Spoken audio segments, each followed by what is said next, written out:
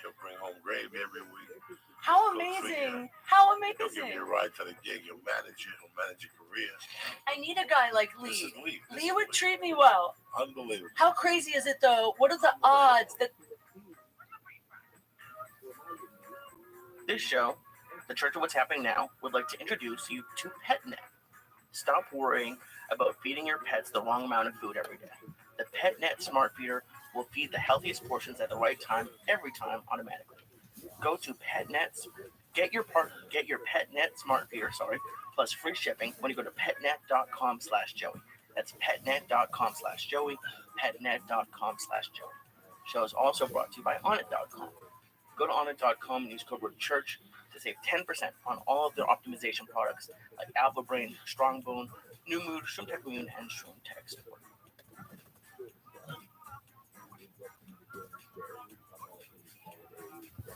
Oh shit. The Church of What's Happening Now, bitches. Kick that mule, Lee. Monday, October 17th. The day the devil was buried at sea. Lee Syed. Ralphie May.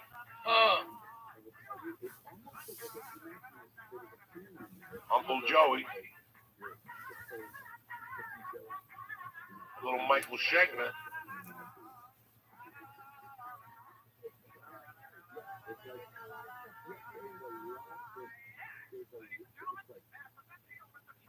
Oh shit. Break out those fucking bazookas. Uncle Joey's in your living room tonight.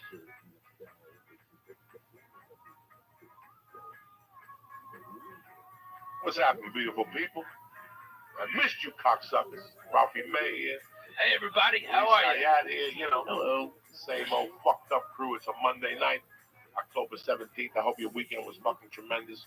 We had a great weekend. I want to thank Chicago for letting me take my special in their beautiful fucking city, which I've always loved to death. I finally got Lee over there. I turned them on to a hot beef fucking combo with the sausage, with the fucking green peppers and the onions. Just forget about it. That's what fucked me up.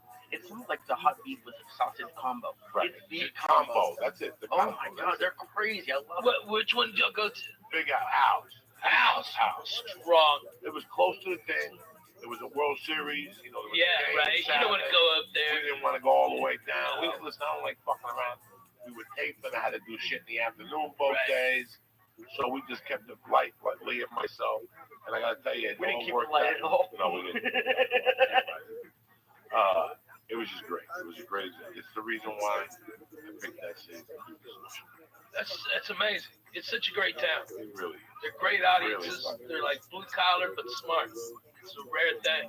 They're not shocked by shit. Chicago. Fuck you. How nice. I lost my phone in the hotel, and they turned it in. They turned it to the front desk. Fuck yeah. That's Chicago, man. Where'd you lose it? At the restaurant? I don't know. We were at the restaurant. You got up. When you saw me, you got up. Because you did not have it in the restaurant. You got up and you left it. You were sitting there playing with the phone. Yeah, I must have We put it next to you. You got up and you saw me. And you left it there. I felt terrible because I dropped the album. When I got there, somebody gave me a great fucking album. Rainbow, Long Live Rock and Roll. Right. We went to eat the Cuban sandwiches. I left it downstairs. That night they called me in my room. We have your album. That's amazing. That's great. Great little city, Chicago. You know, I mean, listen, man. Chicago's one of those places that when you get into the suburbs, it's a little last American frontier. Yeah, right. You know, it's really neat, you know. I hate that the whole city is being painted as like the old Wild West. You know, I mean, everybody's dying and shot and shit like that. That's only certain parts of Chicago. Nobody gets it. It is what it is. Yeah, right. There's parts of Chicago that are fucking bad. There's parts of Houston. You know, Oh my God, so bad. Yeah.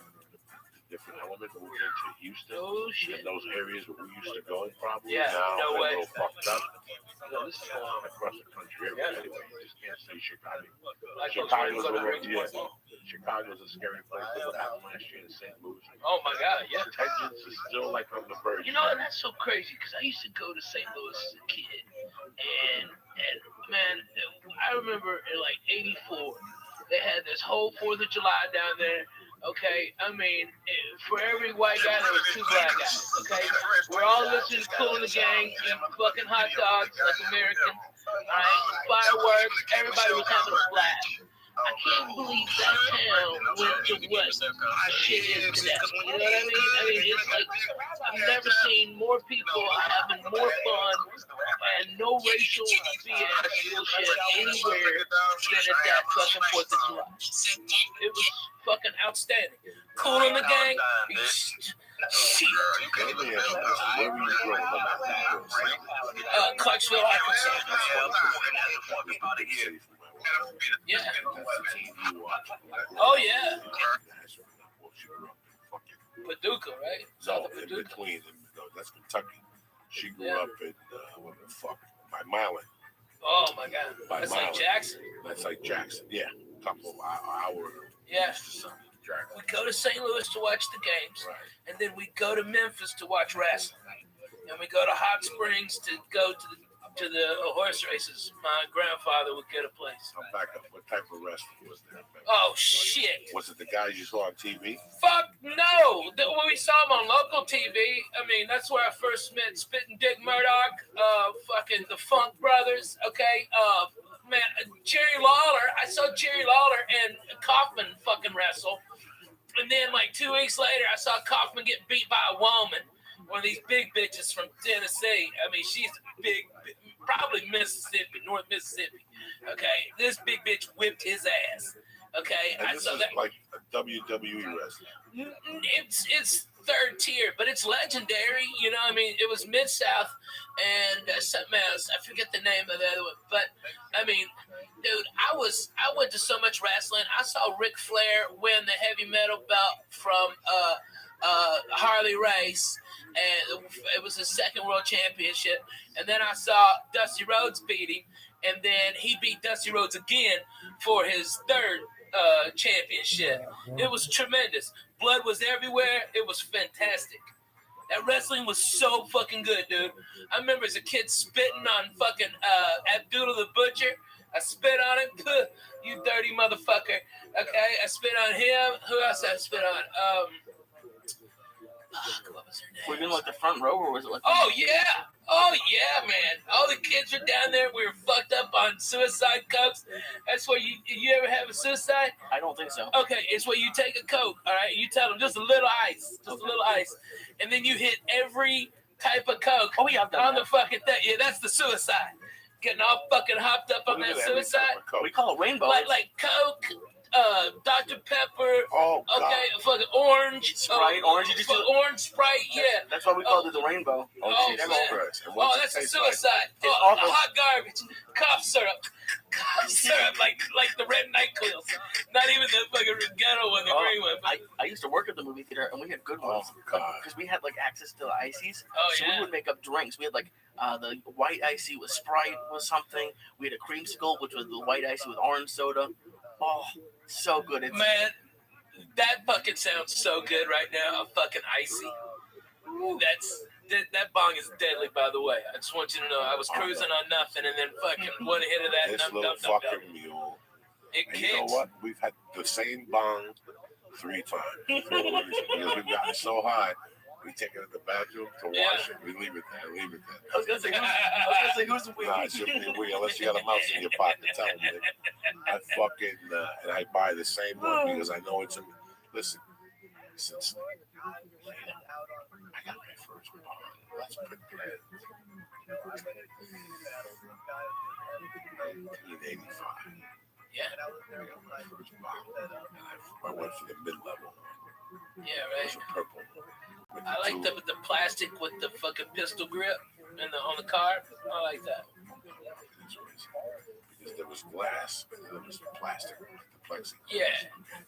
But then some jerk off in 1985 or 86 decides to make a bomb that's purple, with like dark purple hinges, and it had like a car, but the bottom was flat. It was like this. You see that black surface there? What's that called there at the bottom? That's holding the turntable. Oh, is it not plexiglass? Plexiglass. It was like plexiglass. Okay, so I get this fucking bomb, and I use it when she gives it to me for Christmas. I use it from like Christmas to like March. And then the bong doesn't suit my needs no more. It's maybe up to here. This bong is, what is it, maybe a foot, guys? Of 12 inches high, this bong? Maybe. Yeah. Maybe. This Put your dick out, measured against it. No. This bong had to be maybe 18 inches. Okay. So I used the bong until about March. She gave it to me 85 for Christmas. And I used the bong maybe March 86. Well, somehow I was cleaning soap. I was smoking dope when I was seeing this girl. And I was drinking. But compared to what I was doing 3 years earlier, I was fucking cleaning soap. I mean, Lee, I'm talking about, Lee, what we do now times 10, but to the fact that you didn't know what you were getting yourself in. And this was clean and sober for you? This was clean and sober. I gotta say. Because people there's people in my family who think I need an intervention. No. Okay. Okay. So. You want a number to a good rehab? I got one. Okay. So. Sure. Yeah. Right. Good. You gotta assume from, Okay. Let's be honest. From here to. Honest engine. Nobody can read with your fucking I right. know. I'm just trying to figure that out on paper here. I don't have the master scoreboard. That's next. Yeah, right. We'll have the scoreboard over here so people can see. From 80 to 85, it was always a something. You know what I'm saying? I'm not Package. I'm not embarrassed to say it was because it went from. When did your mama pass? My mom passed November of '79, but before that, I was already a scallion. I don't want nobody to think that all this shit. No, already I was doing. You were dancing for money at the bar at 6. No. But I had already by that time when she died, I was already doing acid. No I shit. sold acid that whole summer. I was making a living off of acid, a living off of microdot acid. I had it down to a science, Ralphie. I had it down to such a science, I had to cut a friend of mine in on it. And then the real money maker was Black Judy's. I would get Those are the Quaaludes, right? The ups. Oh, okay. So I would get 1,000 for $45, but I would sell 100 for $35. And then you sold one for $1. Ralphie, you sold 40 of them, and you already got your money back, and you still had 960 of them to do it. There was only a loser could lose money on that. Yeah. And I would sell those to wrestlers. No, wait, you're doing that now to Adderall. Right. So you get the, but not getting it for the numbers I was getting. No. Not for those numbers. Walgreens don't get them for those numbers. And these Black Beauties were fucking solid. I wasn't getting these from I was getting these from these two chemists that were kids down in a college in Pennsylvania, East Stroudsburg. And I remember towards the end, I was opening them up and just snorting them, like 2 capsules. Oh. So you figure, I think of Lee a lot when I go home at night. I think about drug shit. And I think about one particular night when I was selling purple microdot acid. I probably had when you sell it, Lee, you do it. So remember, you build your resistance. Yeah. So I might sell you one, and you might do one and get fucked up. But meanwhile, I got 4 of them. Right. And I'd be walking around, and I'd be bumping into people. What's up? You got the mescaline? Let me sell 2. Sell me 2. It's $4 a piece. They cost me $1.80.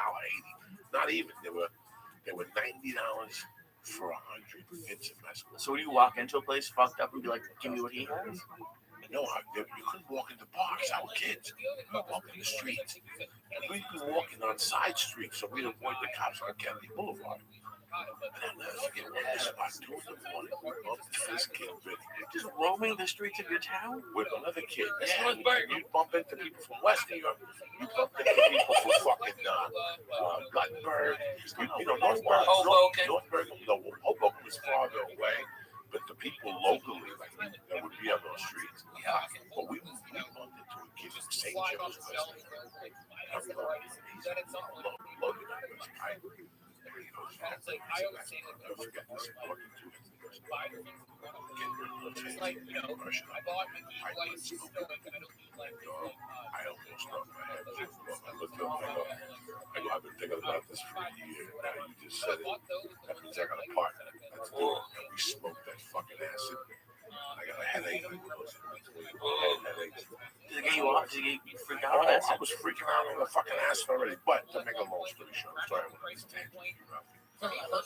when I go out in those days, you really didn't know what was going to happen.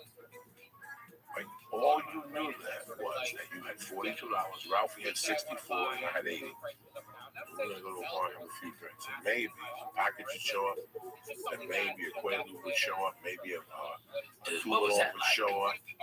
Well, you know, and it was like...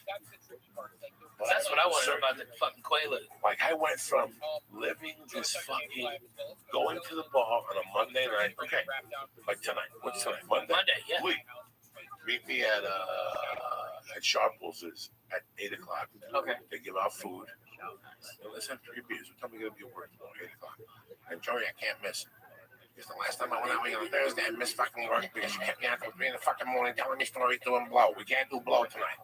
My girlfriend gets mad when I do blow. Dog, you'll tell me this before we leave the house, like 8 times. And you'll agree with them? You won't make them do blow?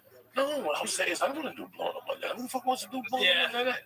And also, we go down there, we eat like there's good meatballs. The Heinekens taste good in the tap. You know what I'm saying? You know, somebody will walk in. Dog, I got these fucking Quaaludes. Oh my God. The guy fucked up on the chemicals. He made 100 of them, but he had to pan that way, so all the chemicals went to the fucking bottom of the Quaalude. So the ones on this side is the one he sold us. So they're like 3 string.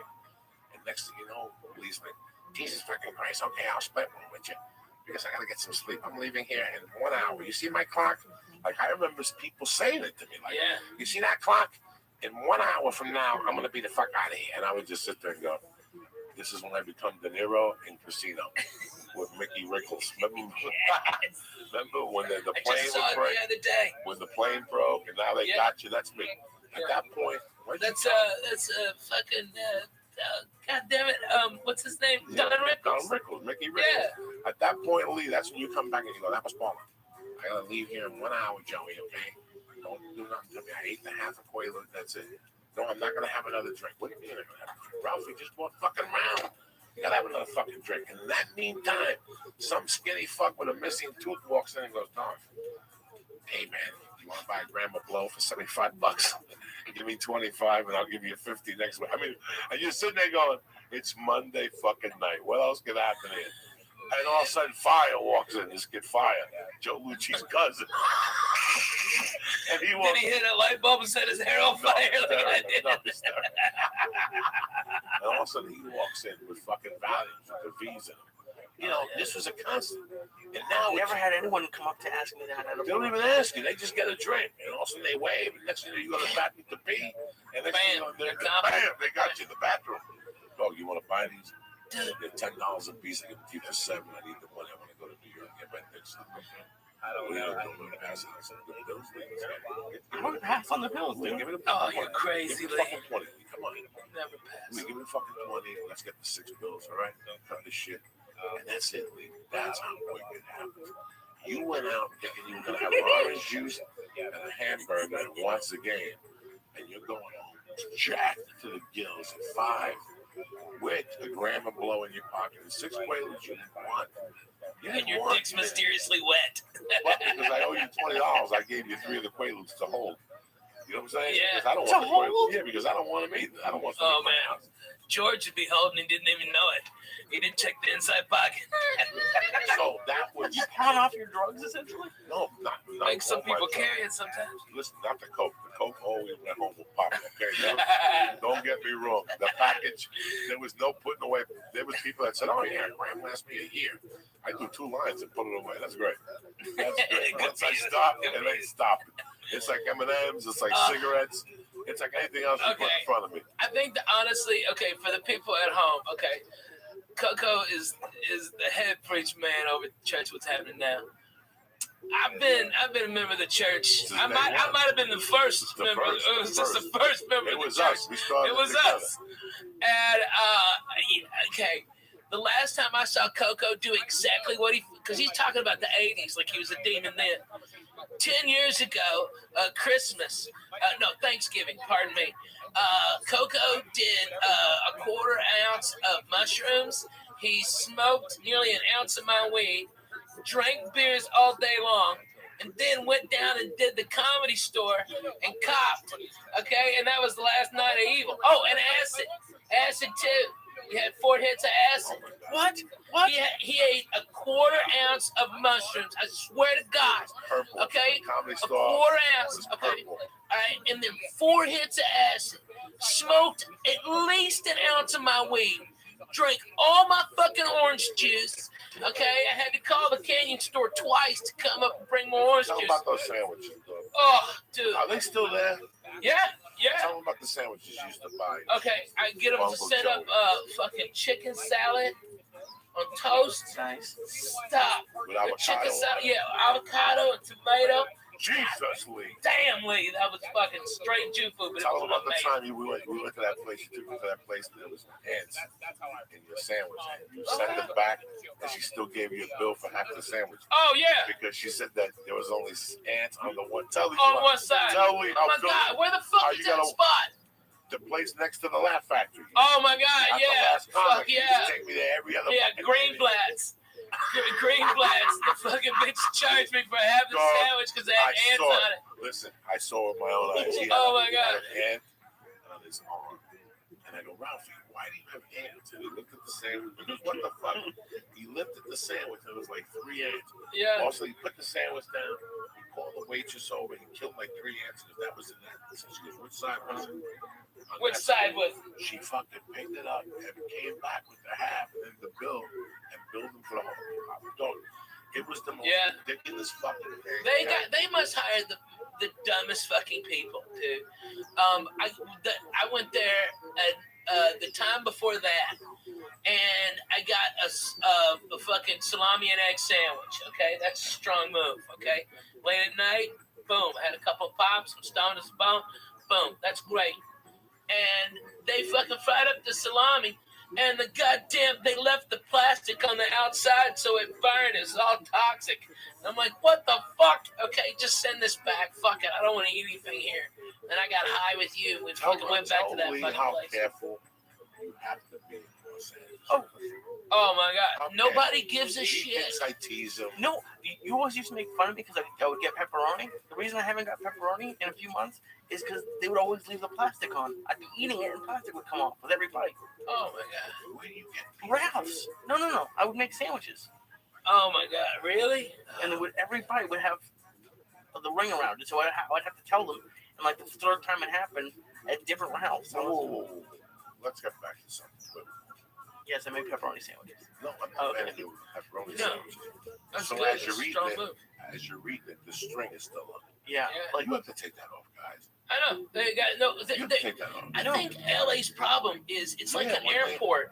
When they cut it, they cut it this way, right? yeah, they slice it like So it's like a wrapper on it. Yeah, except you But take not it the off. fucking plastic. No, it was the plastic. It's the no, plastic. No, there's a difference between the Like the wrapper of the casing. I'm used to that. Oh, it's the case. It was right? We know the case. Yeah, Okay. no, but it was like you can't take casing and like around it. It is like I've had pepperoni. Trust me, I've had pepperoni before. There's not that. And I've told them, and when you tell them that, you can see a difference. But that's why I don't go to the like. I did something really weird today. What did you do? Oh my God, shocked. I left my cart at Ralph's. I got pissed off because they didn't have what I wanted. And, like the deli counter was full, like way full. I was looking down my cart. Cold water? No, Magnolia. That's a busy fucking. Magnolia across from the barbecue place. barbecue. Or the DX near Hires Up in It's right across, it's right past Lancashire.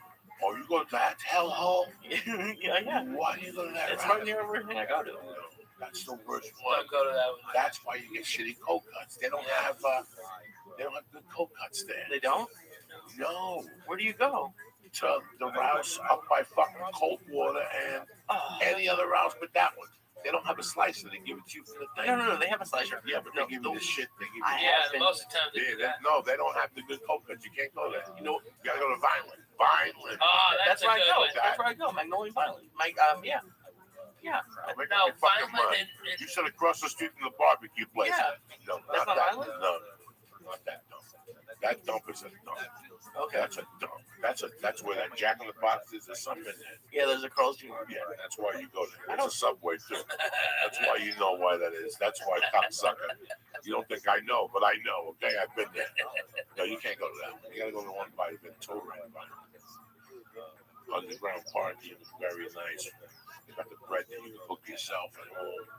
that is Yeah, what the fuck do you think you're doing? You go to the worst, supermarket. No, there's a worse one. There's one on Laurel Canyon in Victory where they don't have a deli counter. That one's scary. I went there once. Most of the scariest place you go to. What's the one? used to be John's. It is, I live near that too. John's, scary, all Russian-y. Food for less? Oh, yeah. Oh, boy. I know. I wanted to go in there with fucking, like, get a bunch of newspapers, like I'm about to get shanked in the yard. We lived in Hollywood, my wife. Oh, my God. If I go with you. Right. The parking was scary. Oh, my Everything God. was scary. The One whole of the thing is funniest shaky. jokes about that place is Felipe goes, Food for Less is the only place you go and there's drug dealers in the outlets. I mean, like this fucking, it is a fucking How are night. spoons? I'm missing. He just shot his CD in San Jose. Fucking No, so good. DVD in San Jose, whatever, special. You know, It's he's fucking married. funny, man. Felipe's a great guy. He's doing a great podcast with, what's I know his I gotta name? get in on. With my brother Simon Bob, who we have to get in here after do his podcast. Oh, fuck yeah. Huh? Rodrigo Torres. Yeah, Rodrigo Torres. We have to do his podcast. I've just been so busy the last 2 fucking months. So, you know, listen to law here, Ralphie. I know. I just had Willie with me. You know, Rogan's doing his thing. Fucking Man, Joe's doing it big, man. You know, Dan Cook is working. Fuck yeah, yeah. Duncan's working. Ari's working. We're still here. You know, I guarantee that nobody had this to be here. You know, Josh Wolf was in Syracuse this week. He's working. You know, I mean, I like Q's. Q's in the house. Oh my God. Oh my God. Q's in the house. Oh my God. We sit there. We were the original Sunsetters. You know? Yeah, man. Me, you, Wolf, Dougie, Yeah, Mitch Hedberg, Nick DiPaolo. Oh, man. That whole neighborhood was rocking. dude. I just hung out with Dougie. He came and stayed with me, and Andy Andrus and fucking Junior Stopka. All right, they all came and hung out at my house. Fucking hilarious. Those motherfuckers. Oh my God. Okay, if anybody out there is in entertainment, put a camera on those motherfuckers. They're all degenerates. They're all fucking weird, and they're extremely goddamn funny. And they brought over these singers, Bird Cloud, which are fucking hilarious. Google "Washing My Big Old Pussy." Okay, yeah, that's a real song. And they passed. One of them passed out on my couch, and my dog Biscuits went up and Facebooked her, like, hey, something's wrong with your lipstick. Let me touch it up. He had his little pinguita out. He's awesome. You know, this is what I think you were there when I was talking about it. This is what baffles me, okay? It baffles me. You know, when you go on the road, you watch TV. Yeah. You come back from your 2 cents, and you sit there, you eat the go box. You know, you put the fucking ESPN on, you're going through channels, and there's the usual. You have a movie on TNT, you got something on USA, you know, you got FX has to Strand on or something. And then basically you have the three networks. You have the pay networks, HBO, Showtime, whatever. Then you have a bunch of ESPN. You have more ESPN channels than ever, and more Fox Sports than ever. And you're going through these things. And at that time, from 12, 11:30 to fucking 2, it's these talk shows, these sports shows. And you look at this, you watch them, and then you watch them, you listen to the topic, you look at the two people doing it. Then you step beside yourself and you go, I'm not even talking about myself or Ralphie May or Jamie, who knows about sports, who's got a little sports show. Why don't they have more? We can do this. How come Brody Stevens is, you were there, we were talking about Brody. Yeah, oh yeah. Who's killing it on, now all this internet shit we're doing in my world is basically the developmental deals they would give you 20 years ago. They don't have to pay for them no more. All they have to do is sit tight and go, this guy's movement with Ralphie May over here. Boom, give him some money. Let's see where we can take this stuff. He's doing fucking Periscope. You know, he's the king of the internet. Oh, yeah. I can prove it. Brody's so goddamn funny, though. It's not even about the funniness. It's the shit he's doing on there. So you need to tell me you're not at home right now. And your phone rings. Ralphie May, you know, I would never bother you. Like, sir, this is Joey B. How you doing? Joey, what's going on? Listen, I don't mean to bother you. This is Kim. I get Brody Stevens. You have Periscope. I've been aware of it. My daughter watches it. You should watch this Brody Stevens. What would it cost you to put him on FX 92?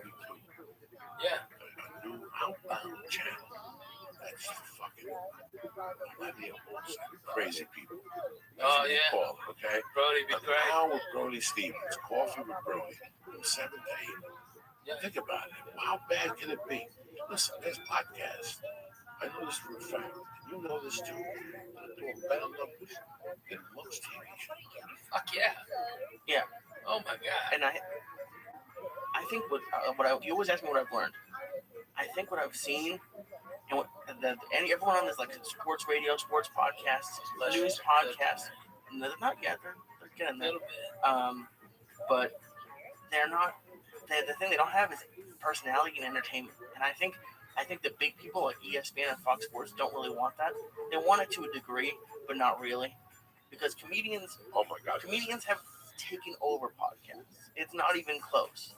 It's not even, and some of them are bad. There are a lot of bad ones, but the good ones are good.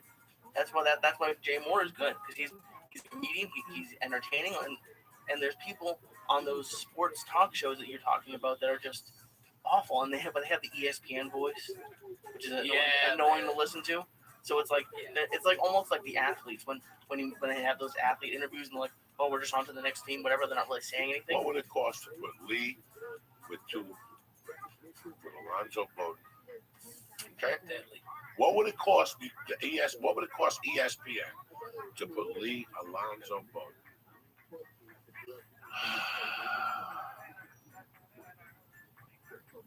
Give me somebody. Jason Tebow. You could have Ian Edwards for soccer. Like there's a lot of comedians who have. It's just mind-boggling. It's incredible. It's just a waste of talent. I'm not talking about Joey. I'm not talking about Rob. I'm not talking about my friends. I'm talking about I'm watching something that's unfucking watchable. There was one the other night with Derrick Rose, the white guy. Yeah, horrible. Oh my God, the white guy is terrible. Derrick Rose. I thought he was hanging out with Doc Good. You know, he's fucked up. Yeah, something happened to him. I don't know what. And I love all that shit at night. I watch that shit and cheer for it. There's one show with 3 black guys. One of them had dreads. Unwatchable. You know what? They don't have nothing for Tony Hinchcliffe. They don't have nothing for the Smash Brothers. Put the Smash Brothers on there. Do a show with a video show behind them, with a video camera to the morning. This is the shit I want to see. Yeah. This is why these channels are starting to open up. Watch, somebody's going to go, you know what? What's it cost me to start a streaming fucking thing? So I can put 3 fucking shows on it. I can stream them on YouTube. Brody Stevens, 24/7. You wake up with Brody and you go, it's from 7 to 8 with Brody in the morning, and then like 12 to 1. The last 2 stops in the night for Brody. The Comedy Store main room or the original room, and where he goes to eat. He's deadly. He's deadly. He's deadly because he knows so many fucking people, man. I mean, I don't think people really understand. I was at Fox, and Tom Brady walked up to Brody Stevens and was like, "Hey, Brody, how are you?" And that's fucking Tom Brady, man. Okay, and he was like, "Oh my god," and Brady was like, "I'm doing good, man. You know, feeling good, doing good, Positive." He didn't say positive. That was hilarious. It just kills you. I saw it. They don't see it.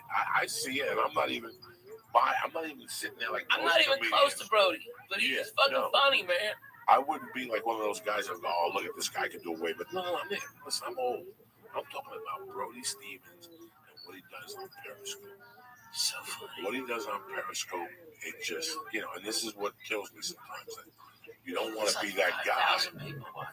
Fuck yeah, in the mornings he lifts weights, he goes to baseball games. Plays the drums for no reason. He's in the middle of traffic, just beating the shit out of his steering wheel with drumsticks. Listen, I get on there and smoke dope. I'm just a fat fuck in the morning, talking shit by the bush. You know what I'm saying? I don't have the balls. Where's the cats? I don't have a ball, but I can't smoke in the house. If I could smoke in the house, I'd have the cats in there every day. I'd have pure fucking entertainment every day, but I can't. I know. You believe in Jesus. You can't do that, you babies. No, I can't fuck with the cats. That shot, that cocaine thing with Finny, he never came back. He lost that fang and shit. Once you lose a fang, you're like, shit, this shit's real, Jack. Hey, this is hilarious. I remember, I was reading Doug Stanhope's new book, okay? And I remember all the crazy shit we did around fucking Hollywood. I mean, everything from Doug, there was this guy, Blackjack something, okay, that Doug would just be annoyed by, like so fucking annoyed. And I'd be over there and we'd be playing Scrabble or something, or just fucking, just being, I'd bring over coffee, we'd fucking go over jokes and shit. And Blackjack would just show up because he knew where Doug was, and Doug had his door, the screen door open on the Curson apartment. And every time he'd come in, Doug would just nonchalantly slide a videotape of outdoor anal fucking gangbang. Okay, this girl had 2 dicks. Okay, all right, all these cums and shit in there. Oh my god, it's horrible. It's like a blizzard. You can turn it upside down, like. All right, and while mouth was agape, okay. All right, just gurgling comes. It's disgusting. All right, a fucking fly fucking came in, all right, and that fly was there on the inside of her asshole when the next dick came in, and you could see it going in and out with the fly and the puddle of cums on the end of that guy's dick, all right, and we just be drinking our coffee, and Doug would tell me, whatever you do, don't look over there, don't look nothing, all right, I don't care what he asks you. When did you get here? When did you get here exactly? 98. Okay, so I get here January 29th. 1997. Coco. Okay. I'm here a year before you. That's what you're telling me. Okay. A year. But bro, okay, you gotta understand. All right. We were all disciples of Stanford. We're all disciples. All disciples of Stanford. Everybody who's really been on the road fucking knows Doug Stanhope is fucking the best rockin' today. So when I get here, he's a big shot. He's got a guy from Vegas living with him that's a part-time bodyguard. That's a dunce. He only does it part-time? Like, he's just a retard. He wasn't even a bodyguard. That's a big fat guy, right? Yeah. Yeah. He died. God rest his soul. He was a dunce, though. He was a fucking dum-dum. He was like, Doug's gonna make it big enough to be his bodyguard. He had a big jacket on, like blue shit. So I get here with the broad, living with this girl in the trail. We get to an argument. She throws me out. I'm living with Doug in the bunk bed. No, I'm living on the couch or somewhere. I don't know where the fuck I am. Doug's dating the redhead. Oh, yeah, from the TV show. God damn it, what was that show? Head of the Class. Head of the Class. God damn, she was hot. With the girl with Tyson's wife. Yeah. She was fucking hot, though. You gotta give it to her. That fucking redhead was a hot piece of ass. Alright, and Dougie was deep into that. Okay, he was like all in. So he used to hang out at coaching horses. I all was the never time. a big. I can count on my hands how many times I went to coaching horses. Coaching horses was one of those bars, ladies and gentlemen, that was just real, and you felt the pain. And I had been in bars like that growing up, where there's bars where you go there 2 in the afternoon, there's people, and there was no light in it. And there were some people who were in there that were vampires, but there were some people who were there because they thought they were cool. And that was not the place to be if you thought you were cool. They'd suck you in and spit you the fuck out there. Because I did a ton of blow in that bathroom. Every time I went in there, it was because I was showing up my fucking mother. Dougie was the fucking best. He knew I didn't have a pot to piss on, and he would always. He was like, "Hey man, I can talk to you. All right, you're a fucking comic. Let's go over to coaching horses. All right."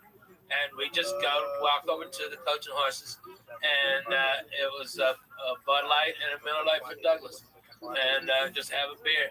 And it was, I remember one night we were at the coaching horses, and this guy beside us was talking all this shit about faggots. We've got to kill all the faggots. Goddamn fucking mother butt fucking faggots.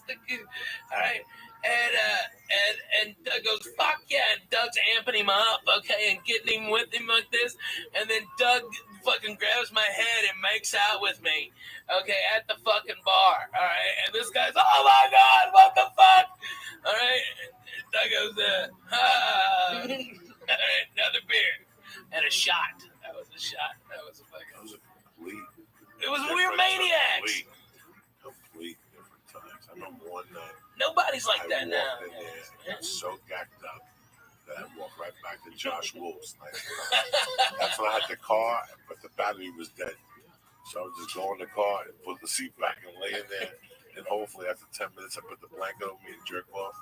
And I put the seat back and open the windows and I'd be sweating to death. All I did was a suicide note and I'd die in that fucking thing. Oh my God. Is that why you had so many tickets that you couldn't move it? There was sometimes that the car would start, and sometimes towards the end, it was a mystery car. I had to remind, I gotta tell you about this because it's so fucking funny.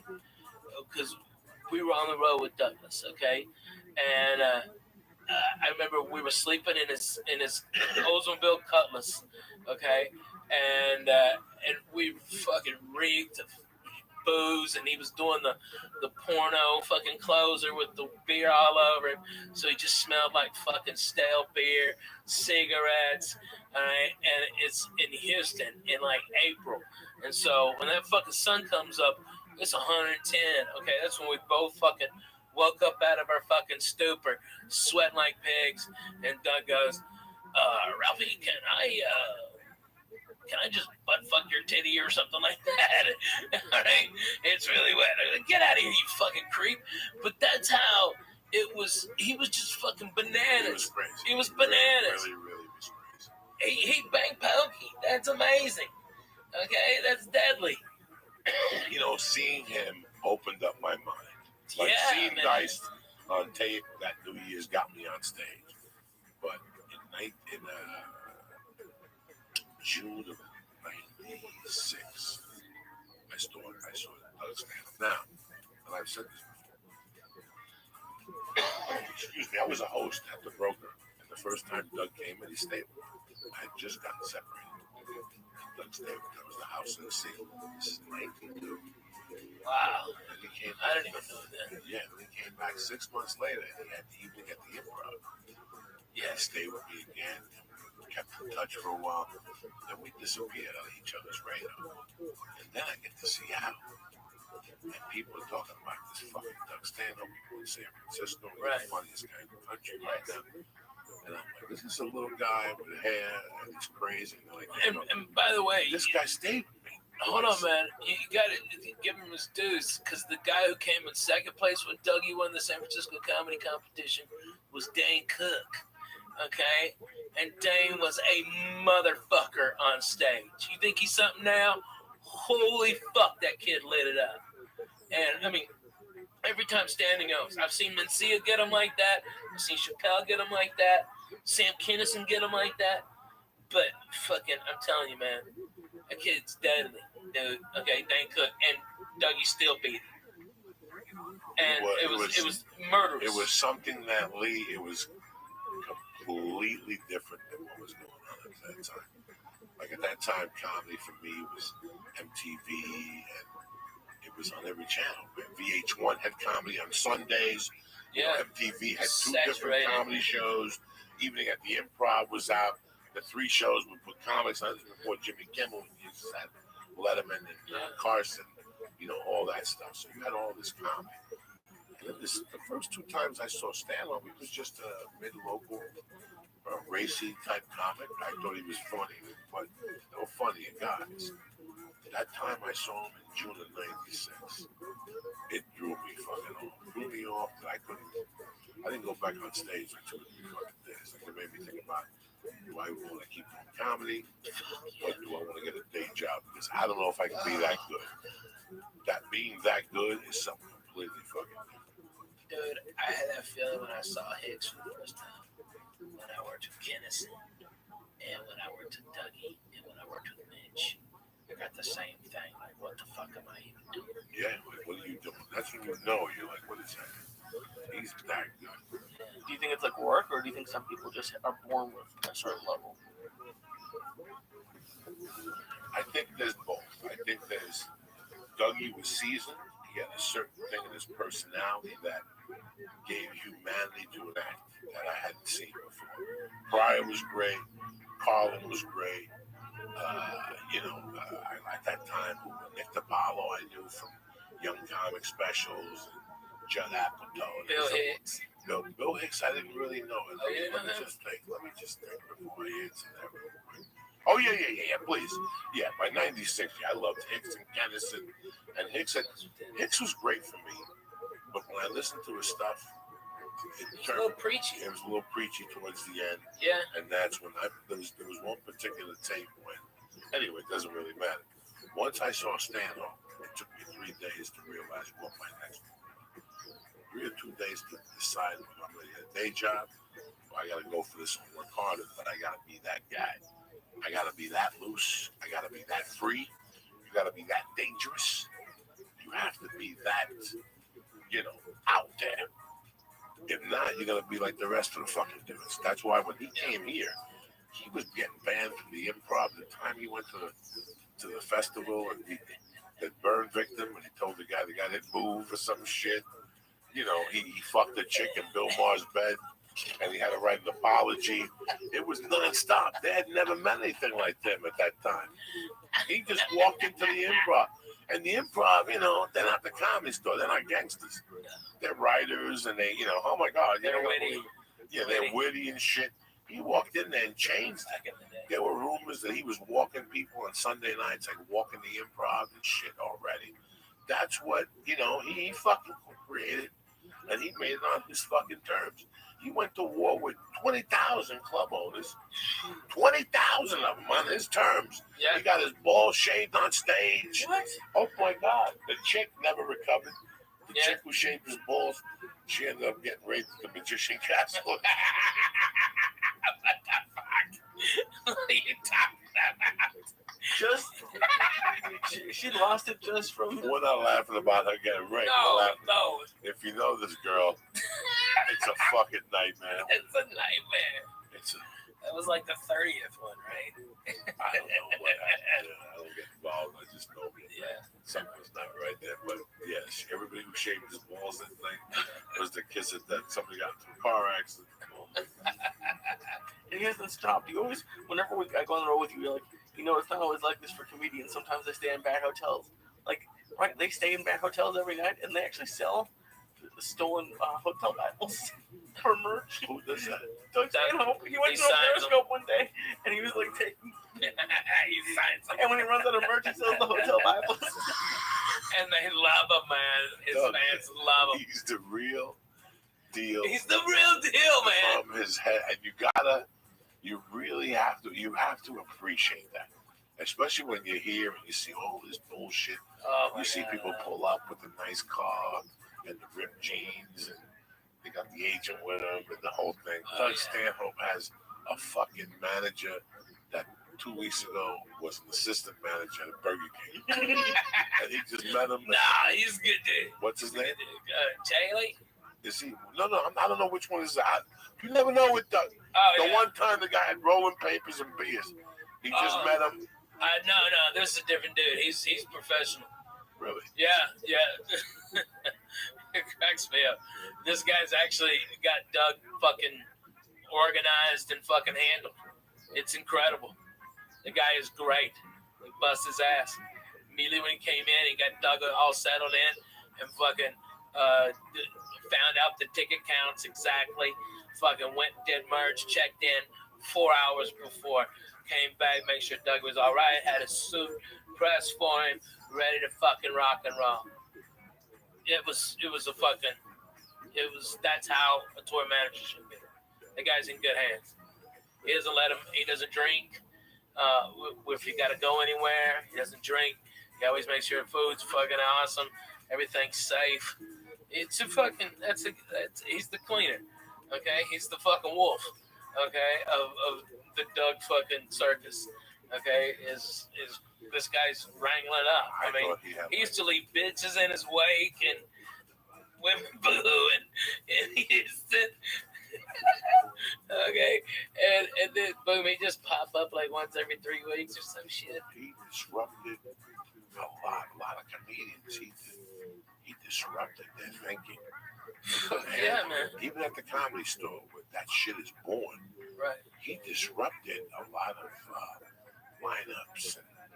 And they put him on. She put him on at 8:45. You fucking kidding me? Because he looked like a nice guy. He looked like a nice guy. That's what made it so deadly. He would destroy at 8:45. I mean, destroy so deep that it would ruin the show. He destroyed. People walk. How does it ruin the show? It's just. It's over. It's over. It's even fucking the comedians know it's over. Everybody Once the comedians, the comedians are back there going, how can Doug Stanhope be going up at 8:45 this fucking night? Yeah, it was deadly. I lived with him, and it was great. I got to be honest with you. I used to get up early. He slept late, so I get up and leave. He had an extra car for the comedians. Yeah. That you had to put gas in it because the gas meter was broken. So you never knew who you spent. So as soon as you get in the car. And you know that was a total scam, right? Was it? Yeah, total scam. That's how you get comedians to put gas in his car. Yeah, man. So was the needle busted or not? No, the fucking needle worked perfectly. Okay, you just tell everybody put extra gas in. Nah, it's broken. It's broken for somebody. Dude, I'm telling you. I'm telling you. Okay, it was a total scam. No, I ran out of gas in that fucking thing one time. Well, that's on you, B. No, you should put gas. Nah, that motherfucker was on E is disco. I go in there, I put $10, but it's one of those Buicks that you go to Santa Monica and back. It was the same. It was the Oldsmobile Supreme. Yeah, the Oldsmobile Supreme. Yeah, fuck yes. No, that thing was busted, Jack.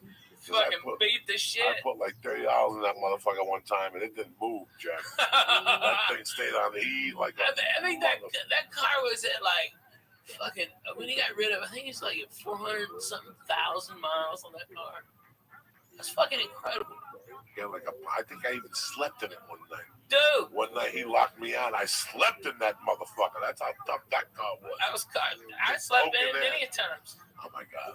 Doing CW Kindle gigs. It was. Shirley Bonner, she had some good gigs. How the fuck? That was just there. Marty Shelley. I was a night at fucking Bloody Mary. Oh yeah. With fuck nut. And somebody else. I'd have like $32 worth of cocaine in my pocket. Yeah. We drink vodka, smoke fucking weed. Yeah, I never did blow. No. I got too many risk factors. That was a long fucking time. Yeah. That was a good building, man. Every time I drive, it's rocking, man. I don't even go in it. I don't do nothing. Every time I drive by it, my heart stops. I always want to take lead out compadre. I go, you know what, man? I'm not ready for that yet. Yeah, right. Go back in there. They got a good tamale on a Monday night and shit. I'm saying? But I took Lise to Joe's Pizza. He likes that better. Oh yeah, that's good pizza. Yeah. I don't think I've been to Joe's. It's just really weird when you compare what our The game life, is so much different than what it was. what our life was in 2000. You were already at the Laugh Factory. Yeah. You were already making it happen. I mean, you know. I was over at the store slumming spots. She was giving me spots. That was my only bright hope. Yeah. But I was there, you know, that fucking building, Ricky Cruz, Gavin, you. I'm working with him in December. Yeah, A lot. me. Oh my God, there were so many people that had that. Celine, then, Yeah. the other one, Gentry. You know, you just found the fucking cubby at night to sleep. Yeah. Thank God that was the way it was. I That's had the why. futon for you, but That's why until I busted. Didn't I bust that futon? I busted. nah, I think I busted it, man. I busted think you rebusted it. Jesus Christ. But at least you didn't, push a turd down my bathroom. Okay, drain. That was always for Gavin. I appreciate that. I still remember being out there. I was telling Lee that I'm out there. I was telling Lee that ever since I've been a kid, I still remember a fucking story, a horrible thing I did when I was a kid. I loved matches. When I was a young kid, when I was about 5 or 5 and a half or 6, I became a fucking match kid. I went through all these phases because I never had, I was a little confused. I would lock myself in my room.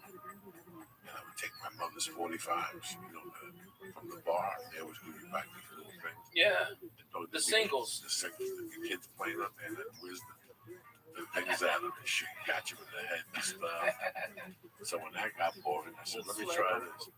I tried lighting them on fire. And they wouldn't burn like they wouldn't burn. So I put like glue on it or something. And they would burn it. And they were I was like, throw some Indian shit at motherfuckers. I was crazy. So when I was about 6, I lived at 205 West 88th Street.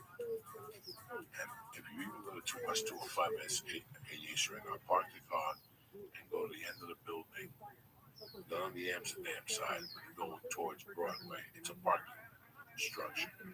When we were kids, that wasn't a parking structure. That was a garage that was closed down. On the wall, there was a sign that said no parking, and that was the basketball thing. You had to hit that with the ball to score.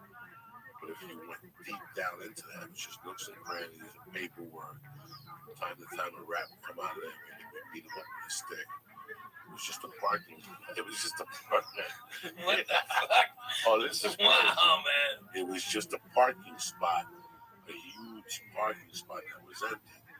But you could get to behind the other building. Deadly, I'm sorry. No, keep going. You could get to behind the other building. And in those days, I would get like fucking all that paper from back then by myself. I can't believe I'm saying this shit now because I never even talked about this shit. I would get all that paper, I would stuff it, like when you walk down people's stairs. And I would light fucking fires. I had to be 6 or 7, I was a little fucking pyro.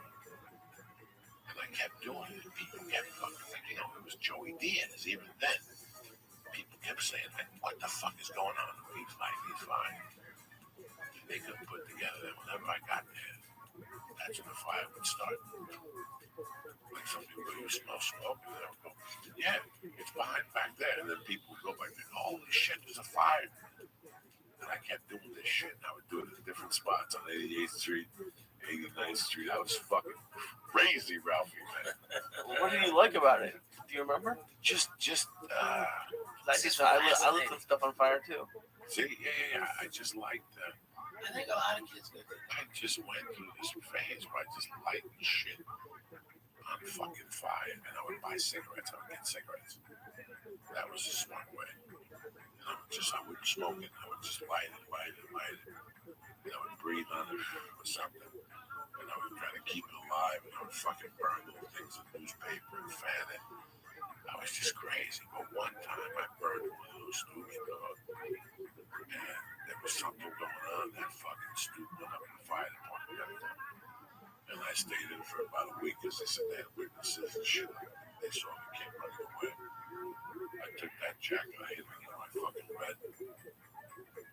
That's what stopped me from lighting those fires anymore. But I lit more fires. I got older. I used to light the woods on fire in Jersey. Oh yeah, we were crazy. Once that shit got unpopular, I was the king of that shit.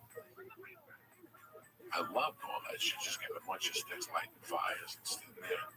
I wouldn't light fires like the California people would, not in these woods like this. This is woods in Jersey. Those woods have been getting burnt for years. They don't want to shut off. They shut off automatically. You know what I'm saying? Those are Jersey woods. They just shut off. No firemen need to show up and shit. It's not a union fire. No, that's really crazy. But it just went away. It was just a phase I was going through. But, I was telling him, the other day I was smoking. I'd flick the fucking ashes, the joints and shit. Always at me at least once. And Lee would always look and go, "What do you think? You're going to light that tree on fire?" And I told him the story about living in Gavin's. Gavin's at work. I'm on the phone. Papa, go fuck yourself. I'm arguing with this guy trying to get booked in this city, trying to get booked in that city. And, sometimes you get somebody on the phone and you're on the road. And you're smoking a cigarette, you're smoking a joint. And all enhances you. You're on the road. You're smoking. And also I'm smoking a cigarette. The back alley of 1440. Okay. I know this. I was across the hall. Right. But this is across the hall. Okay. So the window's open. I'm smoking cigarettes like a motherfucker. I'm smoking cigarettes. I'm chasing joints with cigarettes. You know me, dog. It's 9:30 in the morning. I'm on the third joint. I'm on a pack of cigarettes and shit, Camel Lights. And I'm throwing these cigarettes out the window, half lit on fire, right? And all of a sudden you hear, ah! Now, I did not know there was anybody out there. I hear, ah! I go, what the fuck? And I keep hearing this, ah! Who the fuck lit me on fire? And I'm sitting there, go, who lights somebody on fire? And I go, I did. And I look at the window, and there's the guy fucking smoking his shirt or something. His clothes are smoking, the poor fucking guy. I go home. The cops don't come. Nobody knows nothing. I'm at El Compadre that night getting the package. It's about 10 o'clock at night. I walk back, and there's the same homeless guy with a blanket on. You can see the whole blanket where the cigarette burnt. It just caught on fire and went. You said about on fire.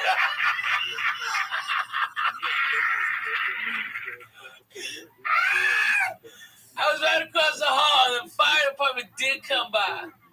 Oh my God! I didn't see anybody. I go, I don't know, that fucking bum. Probably somebody just driving through that fucking alley, flaked it on him. Fuck him. Oh my God! Get that dirty bum the fuck out of our house. Guys, I feel bad. A little bit. Once I saw the blanket, I felt a little bad. One time, did you get him a new blanket at least? Dog, one time I had a fucking blanket. I'm lucky I had a blanket myself. Yeah. I was snorting my blanket. I was about to snort my blanket. I had a choice: a blanket or You're snort on my cocaine. futon a lot. It was good. Oh my God! I had a blanket that I can't believe you just brought up a blanket. Okay, let me tell you something. You had what? Let me tell you something, though. In 1983, It was maroon on one side and tan on the inside. The one I had? Yeah, in my house. Lion, the brown one. Yes. Okay, let me tell you something about that brown fucking lion. Let me tell you something interesting about that brown lion. 3 times a week. I got that brown lion. That brown lion. I got that brown lion at a Kmart. This May of 1984. That's it. It took me 5 years, but I did it. I got my own apartment. I got an apartment on 48th Street, 46th Street, 44th Street. I got a one-bedroom studio on the first floor. I didn't pay rent. I could sleep through the front window. It was perfect. I was there for about 4 months, 5 months, and they evicted me. But right before I moved in there, I wanted to go straight, so I bought this blanket in 1995. I mean, it was, no, $9.99. It was the cheapest fucking $9.99. I washed that blanket. I got evicted from that place. I was homeless.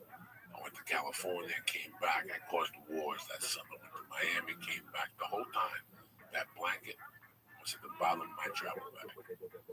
I had an army bag, and that fucking thing was at the bottom Some places I went, they had a blanket. I didn't use it. Right. I always had a blanket. Like a biker, you ever see a biker use Yeah, man, they always got a blanket. I had that fucking blanket. I had that blanket when I was living in the fucking rocket ship. I would take it back to the runnies and put it in a little corner and leave it in there that night. Don't take the fucking blanket. When I moved into the hotel in '84, I was homeless. And I got to the hotel. I went and got that blanket. And when I beat Joel for the 1500, I had that blanket. I took that blanket with me. That blanket was with me from the desolate time of my life in that rocket ship to 1990 fucking 9. That fucking car got towed. That blanket was even with me when I went to prison. I left it in that room and nobody fucking touched that blanket. That blanket was $9.95 in 1984. And I had that blanket for what, 15 fucking years. Yeah. And that blanket was one of the warmest blankets I ever had. It was a bear, okay? And on the inside, it was the bear with brown and yellow. And on the outside, it was the bear with yellow and brown. You follow me? Yeah. And then the outside of it was fucking brown. So for $9.95 at fucking Kmart, I bought a blanket that went through fucking hell with me and back, Jack. A marriage, a divorce. When we were married, she wanted to throw it away. I go, don't fucking ever throw that fucking thing away. That thing was in Miami. I slept behind the fucking McDonald's with that thing. Because in those days, I would just take the fucking clothes out of the army bag, take the fucking blanket out, put the clothes back in, use that as a pillow, and put that blanket on top of me, G. That was an all-purpose army bag I had.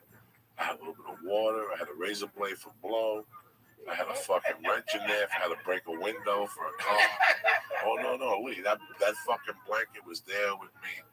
And that blanket, I would just wash it. Yeah. All that blanket wanted was my love, and I lost it when that fucking car got towed in Van Nuys. It was in the trunk of that fucking blanket. That blanket was on the road with me all those years on triple runs. Whenever I got a hotel room, that blanket came into the hotel room. I threw the blanket off, and I used that fucking blanket. Have you looked for it online? The same blanket? Yeah. It wouldn't be the same. Why would I want the same blanket? It wouldn't be the same. That blanket was with me through fucking wars. When I lost that car, that was the hardest thing about that tow. When I got that car got towed. Like I thought it was. Is that the car that I got my car towed to get all your shit out? No. It wasn't that time. No. This was a car that Aunt Mania gave Josh. Yeah.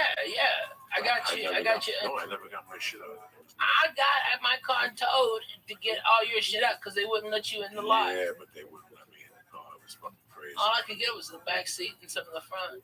Yeah, no, it was nothing. Packed. Headshots, boxing gloves, Oh, yeah. blankets, fucking pictures from when I was a kid. I had shit in that fucking car they took. And sometimes, you know, to this day, I was just thinking of that blanket yesterday. Going, Jesus Christ, how long did I have that goddamn blanket for? I wish that blanket, fuck, I would have taken it for the next eternity with me. Let me tell you how deep that blanket went. In 1985, in February 1985, that blanket went down in the sunroom with that blanket. There were crabs on that blanket. I had crabs and gave it to the blanket. You understand me? Who the fuck gives crabs to that blanket? I did. Where's Tony Bennett?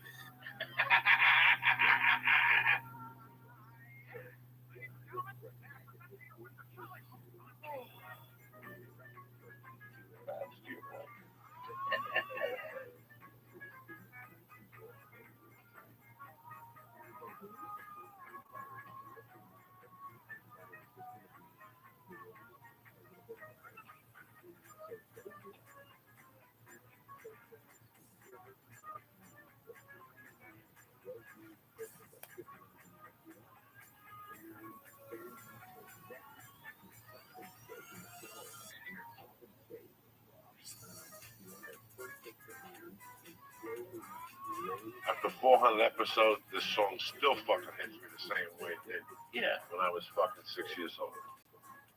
For 1 minute, I go, Jesus. Shit. I didn't do my shit today.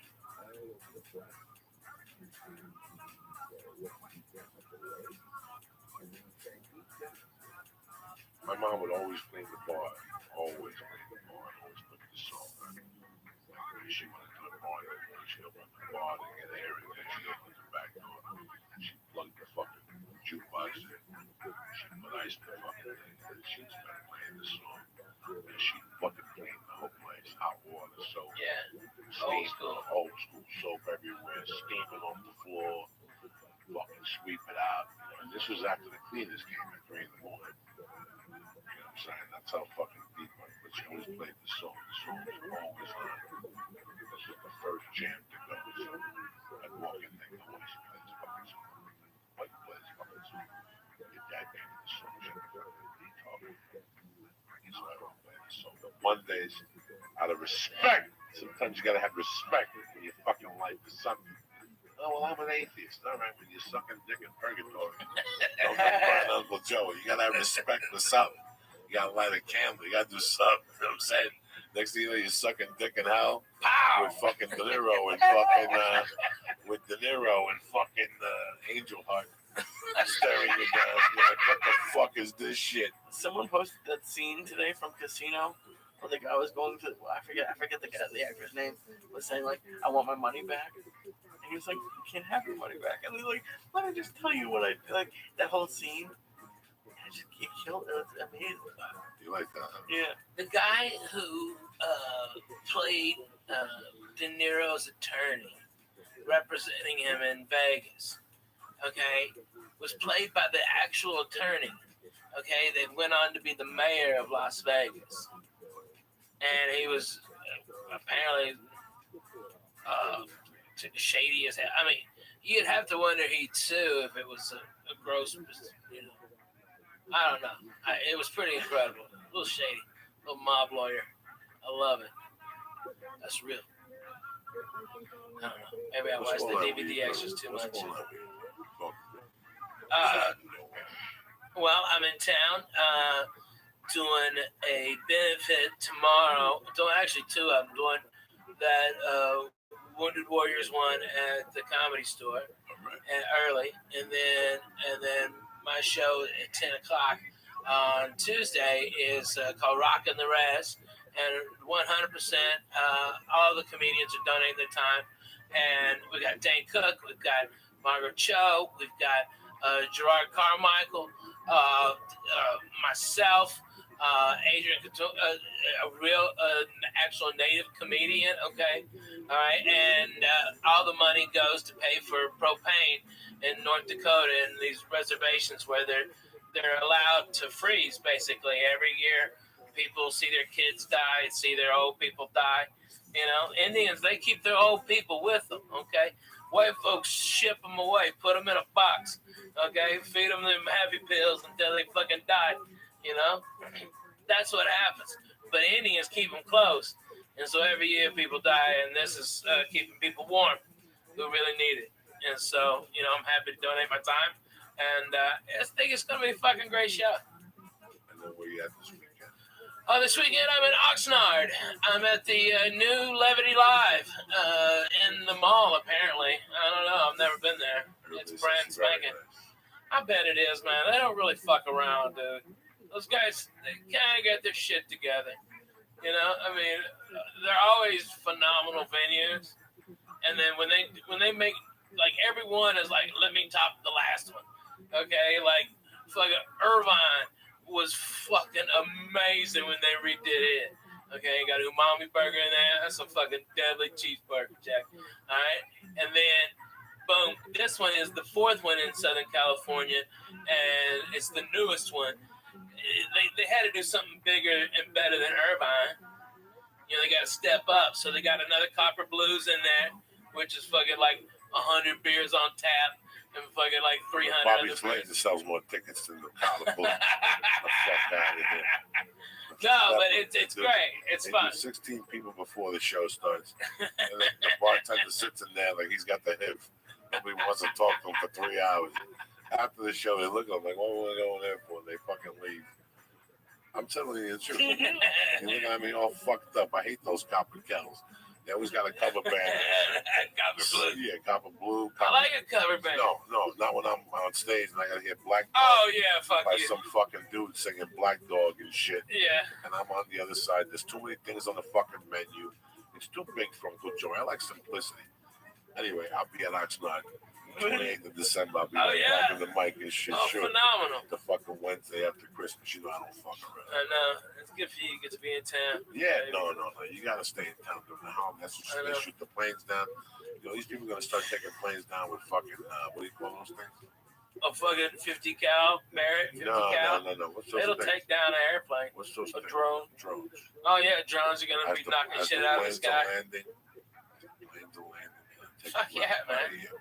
Why are you giving people anxiety now? I'm not giving no man. Are you giving me anxiety? Who flies more than me and fucking Ralph and Ray? Not you. What do you got anxiety for? Well, yeah, All you're you not gotta on do is there. be on I the live floor. near an airport. So, I don't think they're gonna do that though. I think they're gonna.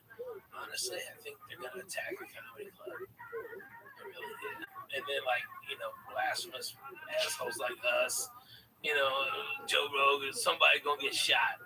One of us is gonna get shot on stage. We're calling it a shot. It's gonna be horrific. I hope it's me because at least I can take 42 9mm rounds to the torso without fucking stopping. I'll get over there to fucking Johnny blow up and fucking gut him with a Budweiser bottle. I'm a hero.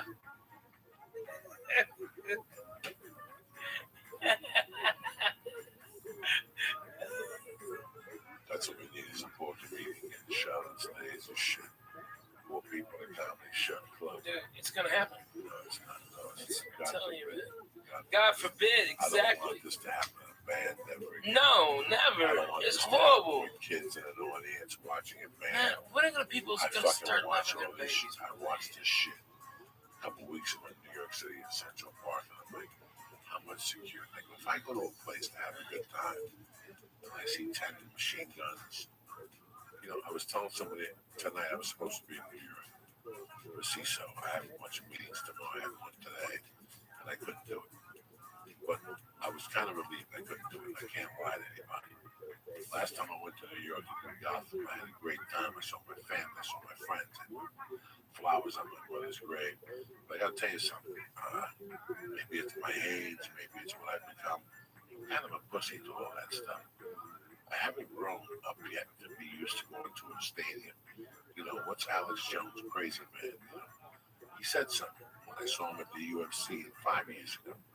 He said that in 10 years it's going to be TSA at parks and malls and all this shit. And I can't see it not happening, especially if people are going to get shot in the fucking comedy club. Are they armed people now at movie theaters? In a lot of states. In Tennessee, there are. I'm sure there are. When I was working at them, they had guards, like hired security or cops during the Yeah, weekends. but we were working at a movie theater when that kid shot the kid in fucking Denver. Yeah. So It was the that's start of all it. Yeah. security. That was so horrible. So what I'm trying to say, there's a bunch of realities involved here with life. And every time I sit on the fucking plane, right when I put my luggage up to the top, I sit down and I say, no, stop right now. So I just running up with a grenade. Well, you have to think that way for 2 minutes. You're prepared. Yeah. I always want Joey, how can you prepare? By covering my eyeballs. Anything is better than just surprise, cocksucker. I know people who like to shit on the TSA. Or maybe I have a weird thing. Not me, but it's why. I got felt up both ways. Just way back. I had to stand at a different angle, and they had to run the things up my legs. It was terrible, but it happened both times. You get a boner? No. Listen, man. TSA makes me relax for 7 or 8 minutes, okay? But the reality is that it's like it's like in Russia right now. They can't do Quaaludes, or they can't fucking smoke dope. They gotta do some drug to your skin falls off. Right? You see that shit on Nat Geo? They show these people like their skin falls off. No. You have to cook it with gasoline and explosive. There's always people who find a different angle. There's people like that dude trying to put a bomb in a sneaker. TSA can only be so good. They can only do the job they can do, man. So you can't really, with all these attacks and whatever. Listen, man. My guys in Nashville, dude, are so fucking cool. I mean, like they're like everybody says hello. They have to go through all the pat downs and stuff, and they just like if it wasn't having a high five everybody and walk the fuck on. I mean, these guys are easy breezy, extra sneezy.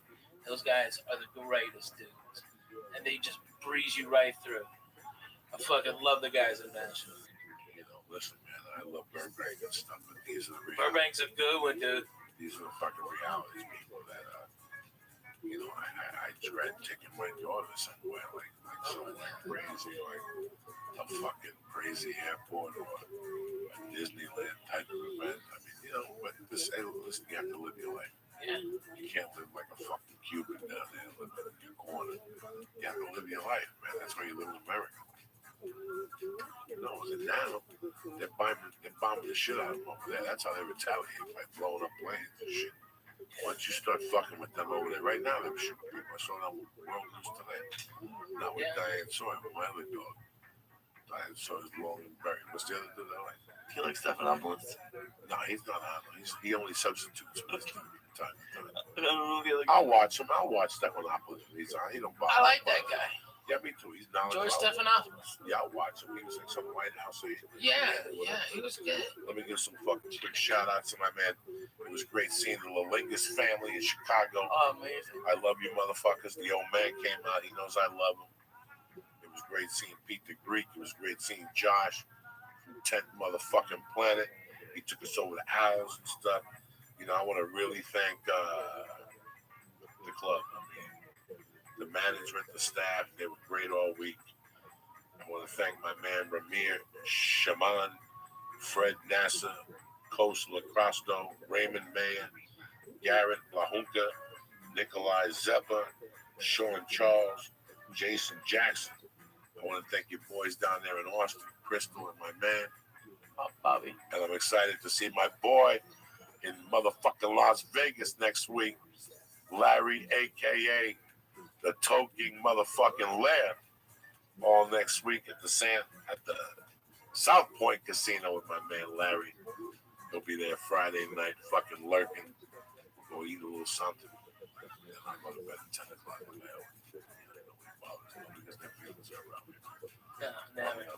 How you feeling, Bubba?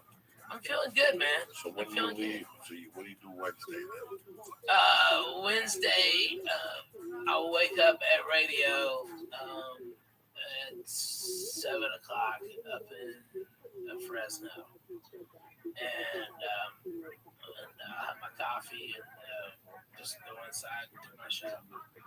I really don't like the morning because I got that LASIK eye surgery and I have to wear sunglasses in the morning. Otherwise, it gives me a migraine headache now. I guess I'm under stress. And I get a freaking bad headache, and I think it's because of that surgery. And so I have to wear shades and look like a douche in front of people. And it's like, it's so annoying. I have to explain myself. You know, I'm kind of a douchebag now, too. You know, just wish my eyes. Does the LASIK work? Did it take? Yeah, man. You know, I've got great vision. I'm a 2010. When I got it done, I was 2020. The next day, I was 2015. The day after that, everything was healed up, and it was 2010. I need to get that. I'm like 40 something. I'm terrible. I can't see for shit. Oh, really? Yeah. I can't see dick either, so, you know, now I don't know what happened. I can see little things. I know this is low.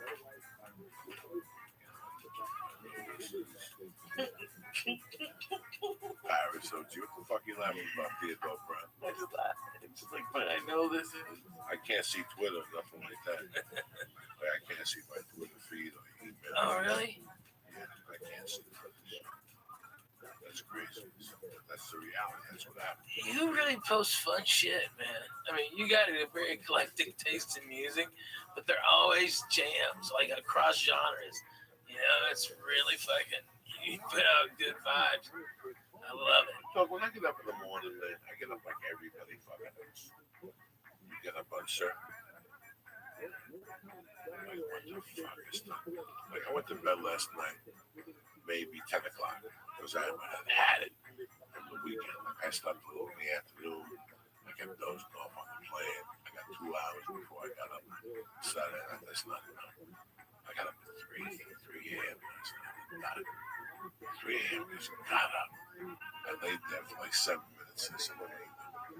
But then I go back to bed. I went to pee. I put the robe on. I went to the office. I put a few bunk hits. Right? Fuck yeah, what do you do? I went on the computer. So it was crack-a-lack, and I pulled out one of my notebooks. I wrote my agenda for the day. I got my week ready. Right? What do you do? I did a couple more. It's fucking amazing. Oh my God, I did a couple more. I didn't You're even like the army, dude. I didn't even make coffee. I did a few more bun hits. Didn't even eat nothing. Nothing. You're better than me. I just went back to bed. I have a question though. About 5 o'clock. 5 o'clock, I went right back in there like a doctor. Like I said, it was rage.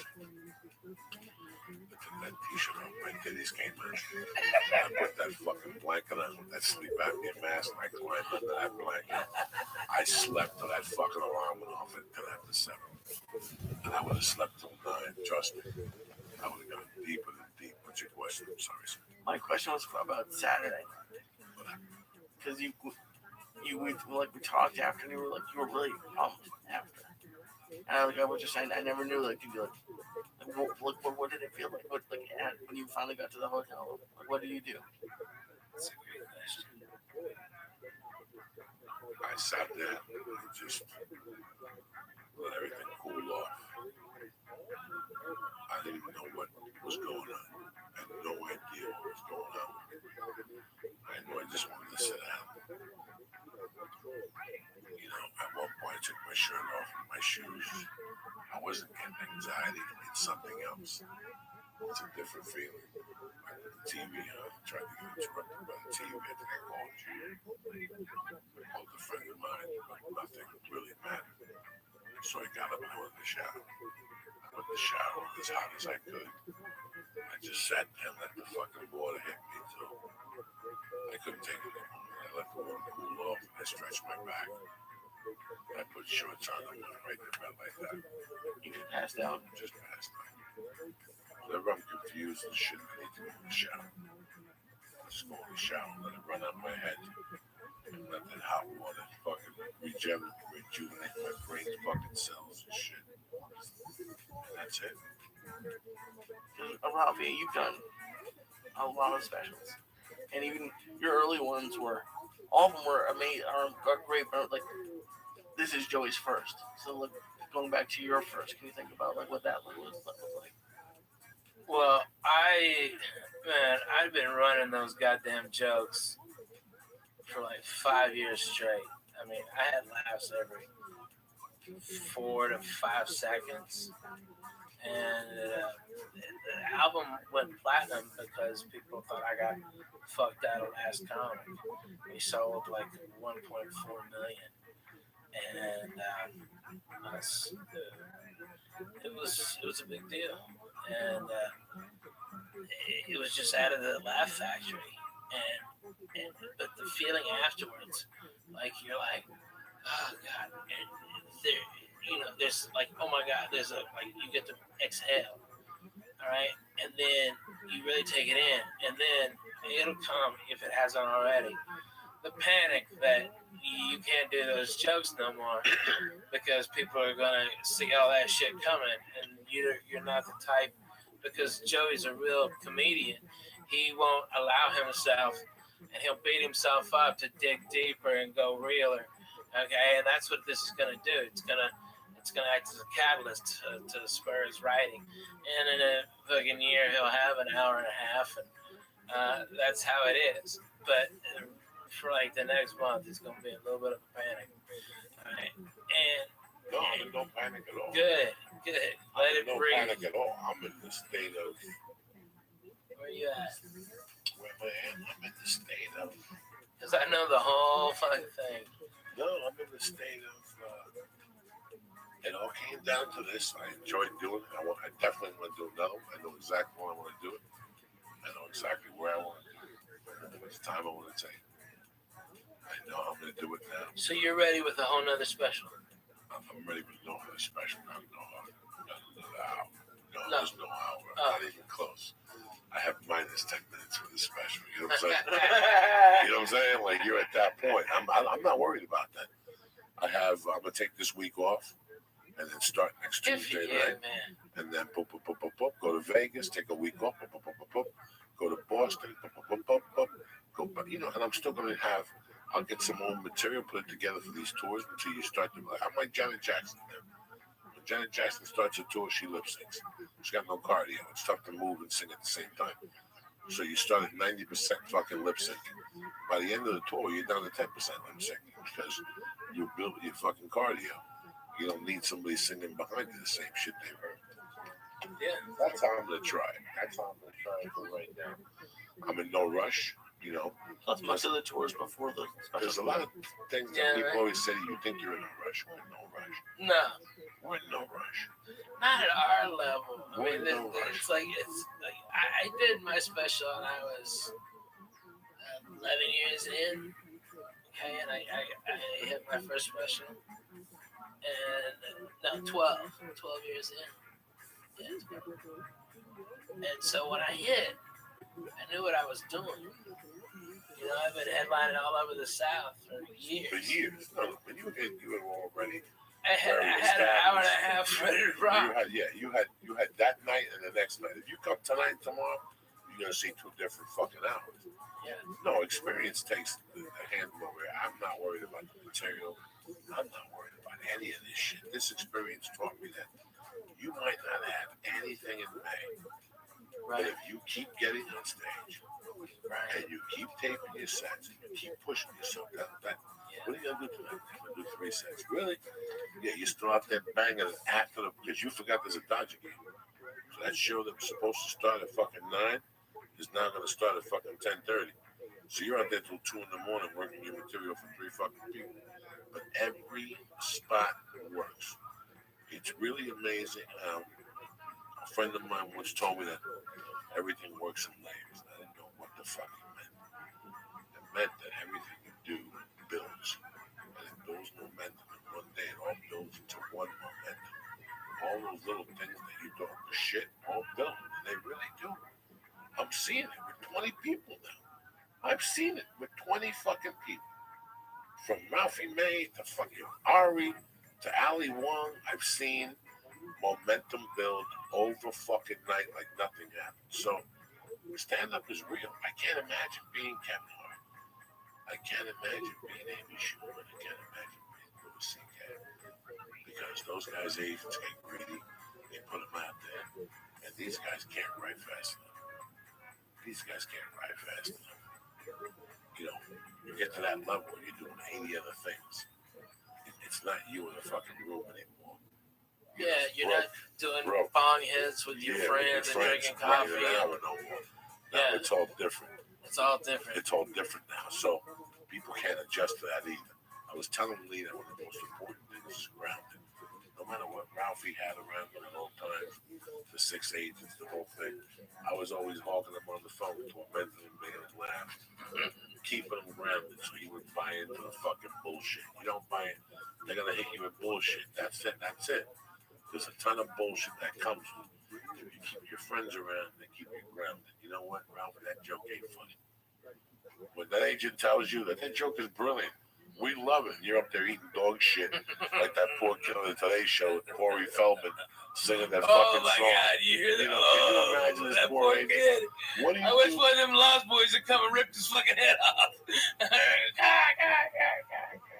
What do you do when you're that kid's agent and he comes into your office and he sings that song? You can't sit him down and tell him the truth. Somebody's lying to that kid. Well, that's tremendous. Well, get me on the show right now. Let me call in 2 minutes. Let me call when you get out of here. No, I'll wait. Call right now. And I got Corey Feldman in my office right now. He'd love to come on the Today Show and sing a song. Really? Tell him to send us a demo. They sent us a demo of that fucking song without looking at the kid. He shows up with the 2 broads dressed up like fucking Vacula. Yeah, dressed up like fucking white Dracula. What about them? What about auditioning for that role? For what role? The two women. I know one of them was probably his girlfriend, but the other one. I don't know. Those man. poor girls didn't know what they were getting involved in. Trust Oh my God. me. Those girls want to shoot themselves right now. Those girls have changed their hair color. They quit SAG and joined after. You know what I'm saying? They fucking switched governments. Those two fucking Dude. girls. Our generation had those chicks from the guy. In my home, when you're not home. Yeah. Oh, yeah. The guy Those that chicks were so fucking hot, okay? It was a good song, good singer. Basic same formula. Mine is a good singer, good song. Okay? If they just had a good singer and a good song, it would have been great. You know, that was music at that time was like MTV. The better your video was on MTV, the more tickets you sold. It really wasn't about the music, and the music was good. The visual effects to the fucking videos in '83 and '84 were fucking brilliant. From Sledgehammer, Thriller, those videos, and that's what sold tickets at those times. That video, the lights are. You know what he's talking about, Lee? Thriller, yeah. No. You know what he's talking about? Put on YouTube real quick. I'm gonna give you a lesson in TV and music right now. What kind of shows? Put on Robert Palmer. Just put fucking YouTube on Lee. When you ask him questions, oh goddamn it, Lee, is it time for another mushroom cap? No, it's not. You didn't even get off on those mushrooms, Lee. Yes, I did. No, you're not, because I'm not. I'm only getting off a little bit. It's time for another mushroom. Let's do another. I'm not doing Not mushrooms. you, brother. Just me and Lee. We're in training, Lee. We're always in training. That's What Robert Palmer's on? Addicted to Love. You never saw this, Lee? No. Oh, this is tremendous. And you know what? They've done 10 videos, 10 different things to copy this. But I think this guy was the first guy. I don't know that's why I don't want to say for sure. This is the first guy I saw do it that really made an impact on me. Plus, you never saw this, Lee. Unless you showed it to me. Oh my God! Seriously? Watch this, I Lee. wish This I is what was I'm you. talking about. Thank God. Watch this. I wish I was you. Hit it, Lee.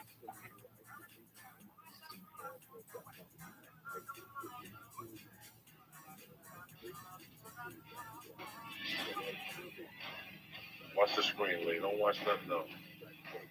Oh, shit. Look at this motherfucker. Man, holy moly! Look at this shit, Lisa. You know? Wow, that motherfucker. Bam.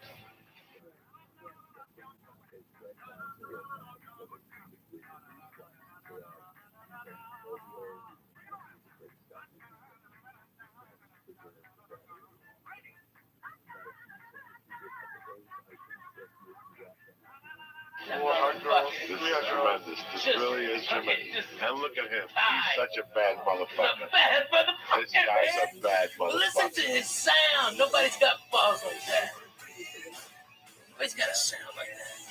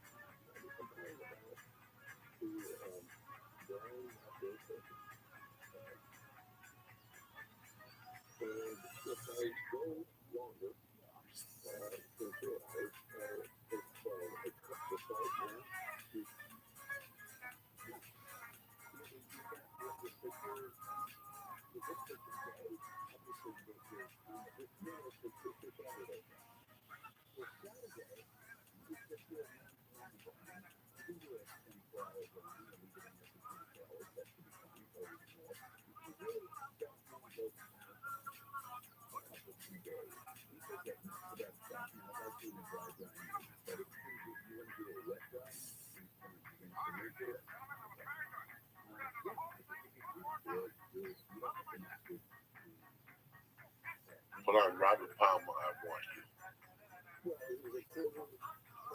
This is what you know. This dude is dangerous. This guy has always been dangerous. Nobody knows about this guy. Nobody remembers this guy because everybody thought he was a pop dude. This guy was a pop dude, but he went deep with some shit. Right there.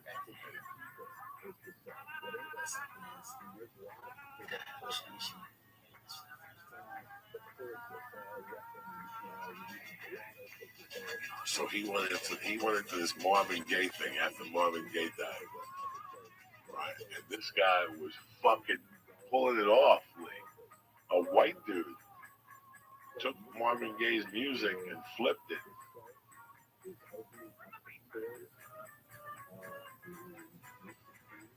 He flipped it, this dude. Nobody said dick because it was that good.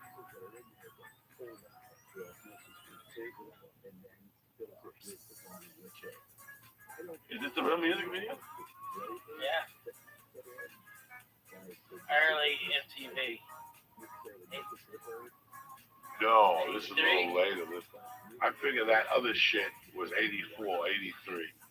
This is after he got a little bit more popularity. Yeah. He wanted to switch it around on the motherfucker and show people how deep this motherfucker was. He's like a bad dude. Now spin this up a little bit, please. You really breaks it down somewhere. Here you go. Right there. There you go. There you go. Here's where he turns it up.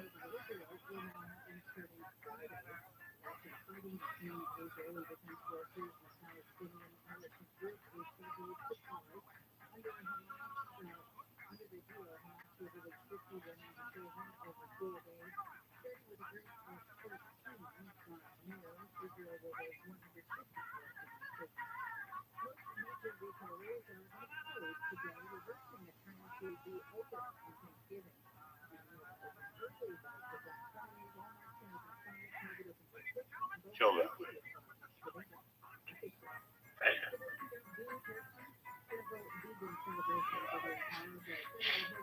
That is some bad ass shit right there. Because I hate covers. I hate all that shit. When I first heard this, I looked at him for a little while and I go, you better not be doing what I think you're doing. But he sounded so good, and I watched an interview. I was like, you know what, man? This guy is a dangerous motherfucker. I like all this type of shit. I like when a guy takes a thing and puts a spin on it. What's up, Lisa? Are you ready for another mushroom cap? It's Monday night. It's the 17th of October. You got dick going on the 18th. Not anymore. I got nothing going on the 18th. Oh my goodness. Might as well. Let's do it. Did we finish all the animals? Oh, yeah, we have what? 1.5? 300. Gummy, whatever. 300. 350. We split pretty much the cookie. 350. We're gonna get a night's sleep though. Sleep, you wake up, you think you got fucking 2 massages. It was a lot of fun. When I went back to the room, I was very, I felt I had done something. That's what I felt like. I had learned a different concept of comedy I had never learned before. I had never known, and I never really thought about it because I never thought of it. You know what I'm saying? Like I never went there with my head. I kept it simple, but I gotta be honest with you. I feel the same way every Saturday night after I do 5 fucking shows. Really? Yeah, I'm done. I'm fucking done, man. Especially if I fuck around in the daytime and work out and stuff. I think I'm Tarzan on Saturday, really elliptical for 30 or 40 minutes. I go on that fucking stage and do 2 shows. I'm not saying everything hurts. My whole body's electric. Sometimes I only got 4 hours, so I know the shower will fucking wake me up. I don't want to do that. But this week, that shower, that shower's at 2 weeks in a row. I had a great shower. Last week in Columbus, Ohio. I went in the shower for so long, the fungi nail peeled them up. Fucking fungi nail peeled them up. Like a big ass dip size Frito. And it was the only week I didn't bring my tools with me. That's fucking soft like that. You have tools? Oh, I have this whole, I have the comb. I got the comb. I got the fucking little eyebrow cutter. I got a scissor to the nose hair. But then you got, on the other side, you got like a fucking, you got a needle to mend the fucking, like a button. I got one of those in there. That needle works for everything.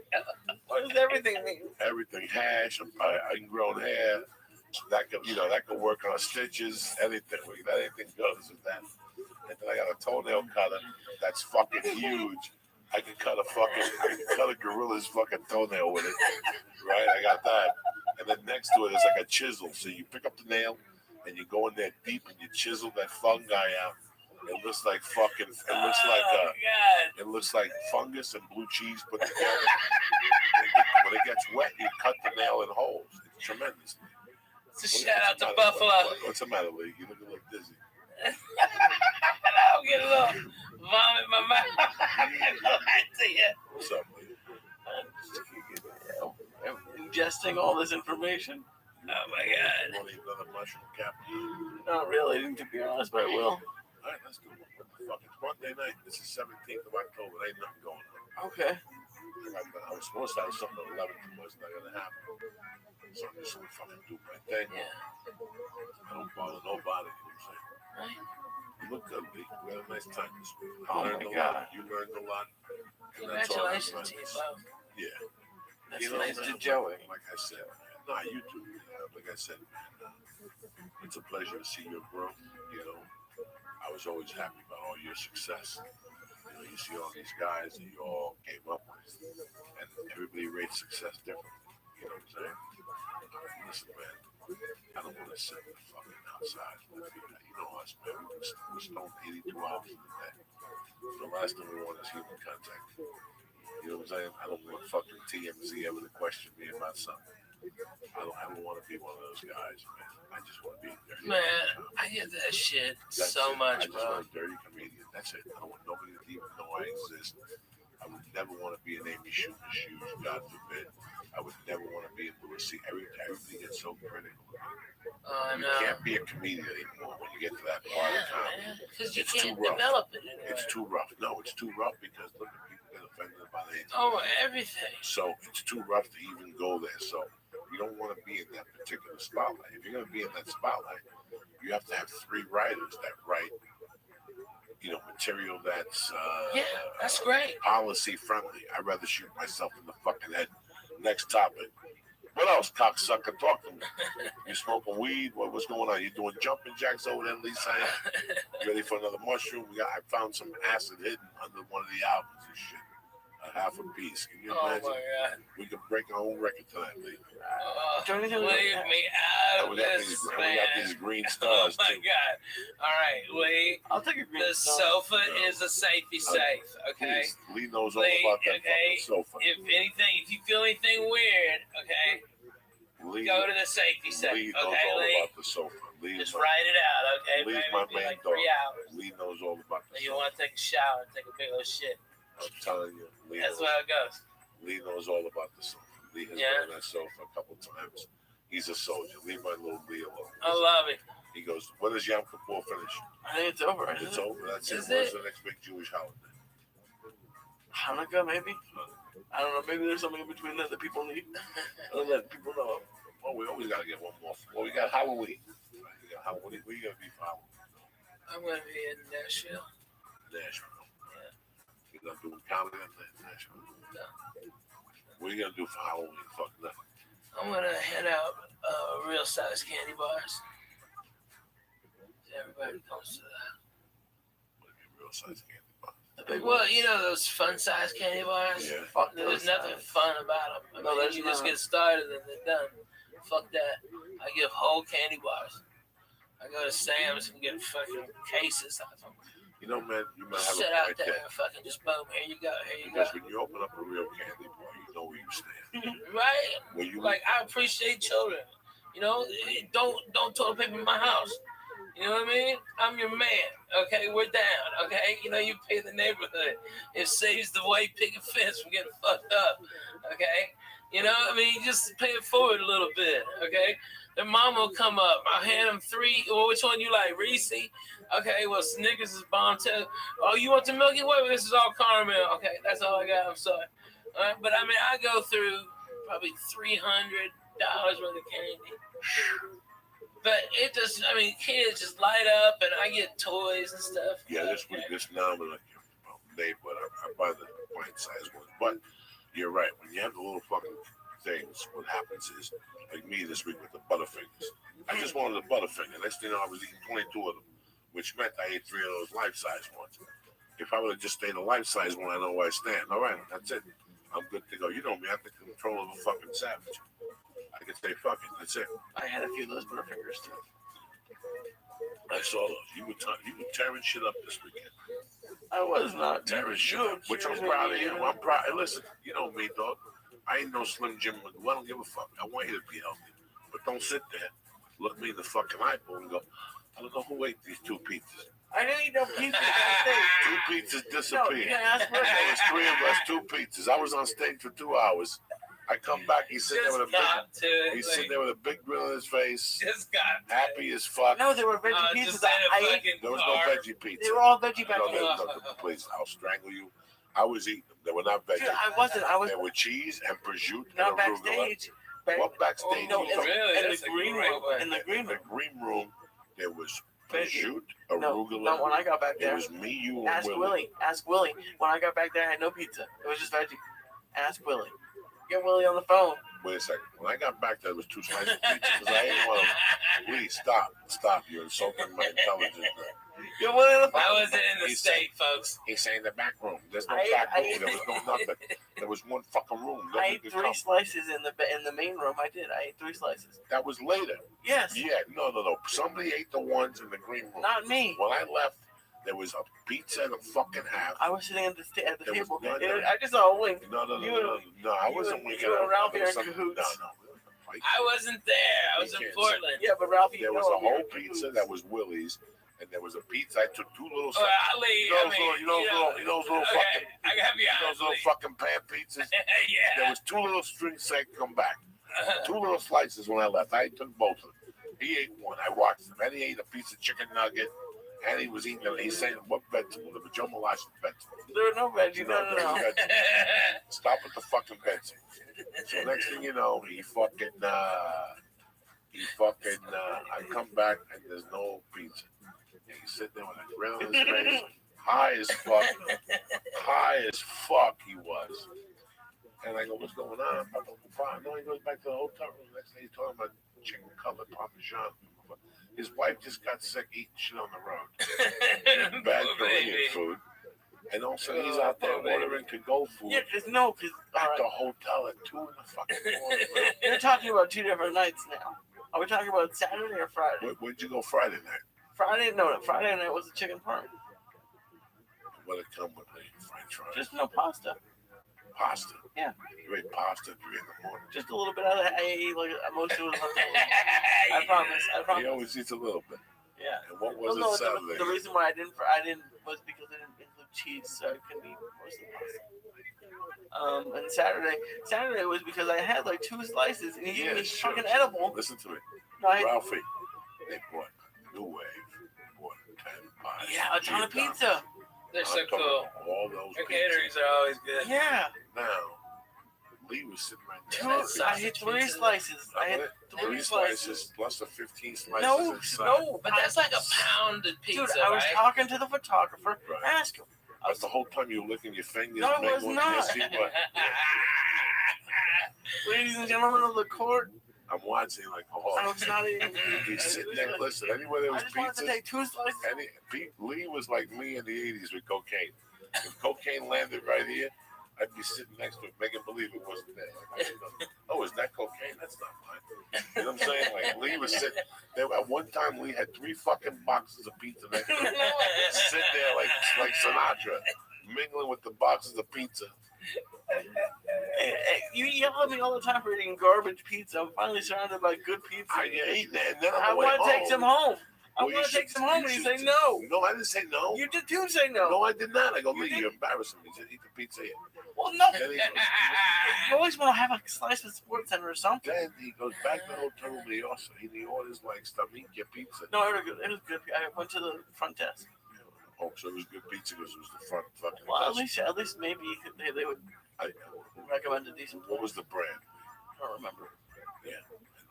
This It was like 2 in the morning. 4 years. I got like the smallest one. It was so depressing. 4 years of It college. was like 8 inches. It was like 8 inches of what? Fucking death. just pepper. You were farting on the plane the next I day. So were you. No, You it wasn't. wanted, on the way there, we had a skinny dude between us who almost jumped out of the plane. Because you were farting, and then I had to fart back in retaliation.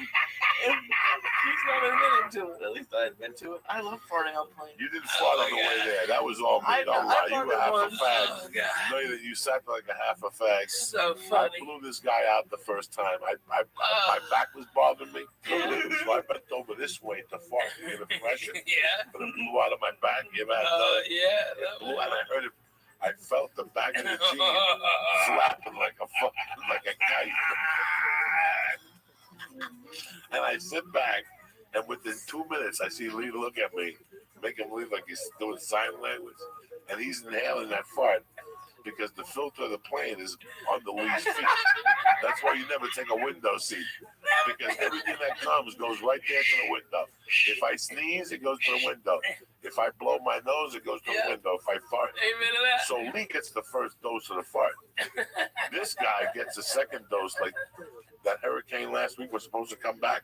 Oh, yeah. This fart comes back. This fart goes deep and it breaks. It's like a wave, right?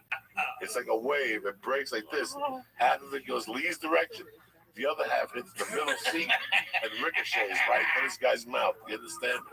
I know how to fart in that first aisle. I've been doing it for 10 fucking years. I started on Rogan. That's the first guy I started on. Because that's first class. That's tricky. You got to catch them when they're sleeping. And their mouth has to be around here. Rogan would sleep by the window with his mouth facing out. That's tough to catch him with a fucking fart. I'm telling you guys. I don't fuck around. I'll tell you how it is. On the way back, I got upgraded to first class. It's Sunday flight on the way home. I always get upgraded. I walked back to check on my leaving. Killing it. I give him an edible before we get on the plane. We started the flight at 7:30 a.m. with 200 milligrams of that joint at the hotel. Oh, yeah, we don't fuck around. And we had just gone to bed. We had 3 hours before. 3 hours before, killing it the whole week. Kurt and Michael was there, the whole fucking, everybody's fucking smoking dope outside, man. We get on that plane, I get upgraded. He goes back to 14D. No, he wasn't really in the dungeon. He was in the middle of the dungeon. They charge you for those seats now, from 14 to $50.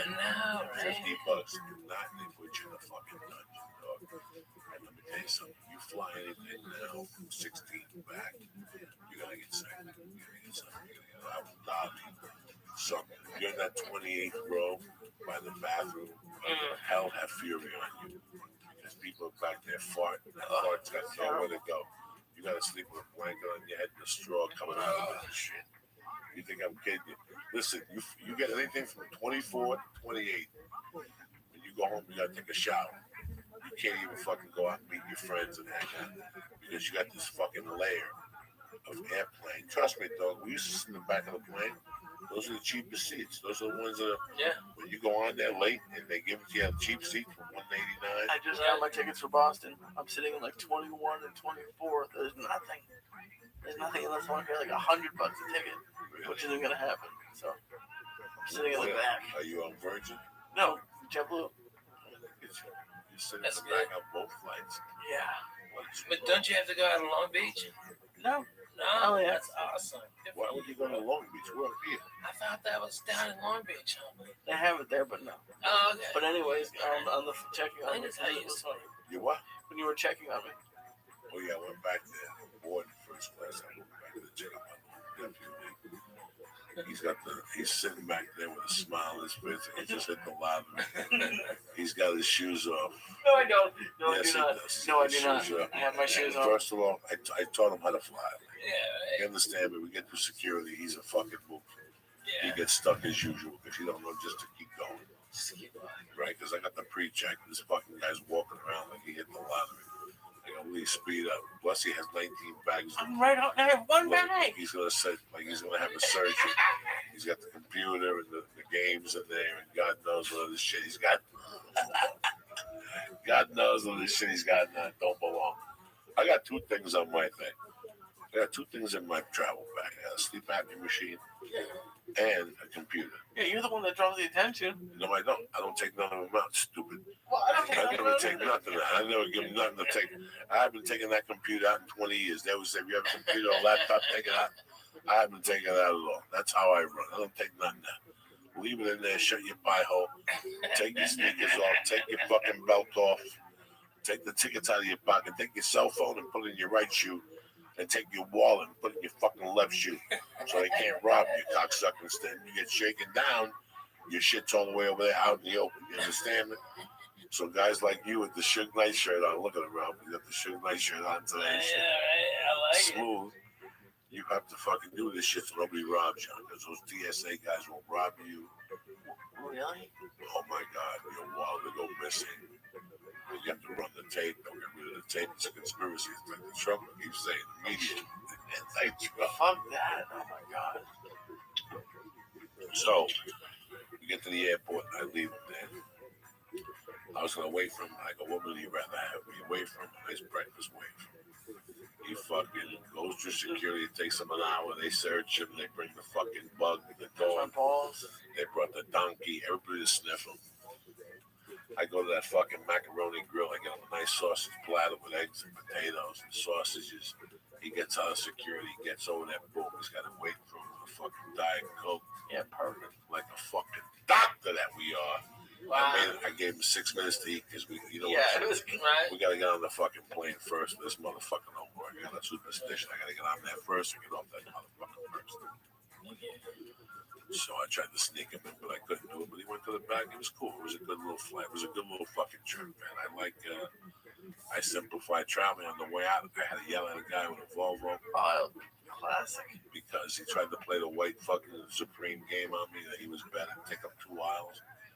So I played his fucking card, and the guy fell apart at the seams at the parking window. Even the black ladies were laughing at him, dog. It was fucking embarrassing. He wouldn't pull up. He wouldn't open his window. It was the worst thing ever. Lee scared the shit out of me. He told me, "Well, fuck your mother." It was hysterical. Flying chick. I know it. Let me do this, guys, real quick. Yes, go man. Let me talk about one of our sponsors, On It, who I love dearly. I mean, they are our bread and butter. They've been with us since day one. I love them to death, man. And I love them because the products are fucking solid. At least the products that I use are solid. It's the fucking Shroom Tech Sport. It's the Hemp Force Protein, the chocolate, and it's the Alpha Brain. That's my studies right there. Listen, my kidneys can only take so much. I take blood pressure medication, CBD oil, reefer, cocaine for 30 years. They ain't got much left, so I got to be careful what I'm fucking putting in my fucking things. But I love On It. I believe in them. Yesterday when I got home, right before I take a flight, I take that fucking Alpha Brain. That's why I don't fall asleep on a plane. When I get off, I sleep 2-3 hours. I got no jet lag. It's Alpha Brain. Do me a favor. Go to onit.com right now and look at the great selection of supplements they have. If there's anything you like, go to the cart. Put it in there, press in Church. CHURCH and get 10% off your first order delivered to your door, okay? If you like what you get, go on the Stay On It program. They deliver it to your door on the first of every month. You don't have to do a dick, all right? Go to onit.com and press in Church. and get 10% off your first order. Number 2, I want to introduce you to a new product that we're putting on the podcast that I fucking love. When I left, they said they were going to send it to me, and when I got back, they sent it to me, and I asked my wife, what do you think? And she loved it. I mean, so far, so good.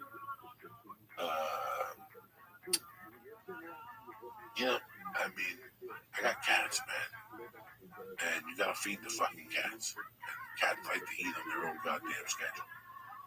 If you have one cat, that's great. You get to run their schedule. You have a couple cats. That ruins it, okay? That ruins it because you don't know what you're eating. So sometimes you might feed, you think Frisky's eating, and Frisky's really not eating. It's fucking Lulu that's eating everything. So every time you put a thing out, Frisky don't eat. So Lulu eat all 6 fucking times, and meanwhile for 2 days, Frisky looks like that fucking cat with flies on him in Africa, like he's fucking hungry and shit. So do you ever wonder if you're overfeeding your pet? Sure, studies show feeding your pet the right amount every day will help them live longer. But how do you know you're feeding your pet the right amount of food every day, you know? I mean, this is how. This is one way. Introducing the PetNet Smart Feeder, the new smartphone-controlled automatic pet feeder that personalizes your pet's daily calorie intake using their age, weight, activity level, and food type. With the PetNet app, you can schedule and monitor your pet's meals from your smartphone. Do you get me? Are you listening to me? Meaning your pet is always fed even when you're running a little late, okay? Stop worrying about feeding your pet the wrong amount of food every day. The PetNet Smart Feeder will feed the healthiest portions at the right time every day automatically. Listen, we all love our pets. The PetNet Smart Feeder is the best way for you to make sure you're feeding them right, the right amount every single day. But these things are popular, and since the PetNet Smart Feeder is produced in a limited quantity each month, you need to get yours before they sell out at petnet.com/Joey today. Plus, you'll get free shipping also. Listen, I'm going to test it again this week because I just got back on Sunday. I saw it was there. I asked my wife what she thought. She loves the whole phone control thing. That's the money. Comes with an app, and you got it right there. When, how, that's the whole patois. That if you're running late, maybe you got your cat on a specific diet, maybe he has certain dietary needs. This is for you. The PetNet Feeder. So, the PetNet Smart Feeder. So do me a favor. Go to petnet.com/Joey today, and you're going to get free shipping. What I'm going to do is this. Get your PetNet Smart Feeder. Get your PetNet Smart Feeder plus free shipping when you go to petnet.com/Joey. That's petnet.com/Joey. Again, petnet.com/Joey. This is the future, okay? Right now, PetNet Smart Feeder is the best way for you to make sure you're feeding your cat the right way, the right amount, every single day. So again, get your the PetNet Smart Feeder plus free shipping when you go to petnet.com/Joey. What do you think about that, cocksuckers? I love it. Strong. It looks cool. I'm sure you can use it with a dog too. Dog, cat, whatever the hell you need. Dude, Awesome. my man Biscuits, he is fucking the greatest. My little English bulldog puppy, he's fucking the greatest. And that dog is on a regimented thing. I would love to be able to, if I could hook that up to my cameras and be able to feed it, make sure he gets exactly what he's supposed to get, and then shut it off remotely. Go to petnet.com/Joey, cocksucker. Look at the computer. Done. Look at it, see the options you got, and I guarantee you'll love it because if you travel, that's what you really like. Yeah. We'll be back Wednesday night. Ralphie May, always a pleasure to have you on. Hey, Always a thank you, pleasure to Doug. see you. You make me happy when the skies are sad. Nobody Me knows too. it. I How much I love you. You don't get to hang out with many friends. Special. You are my love. Happy. That's our great. You'll never know, dear, how much I love you. Please don't take that sunshine away.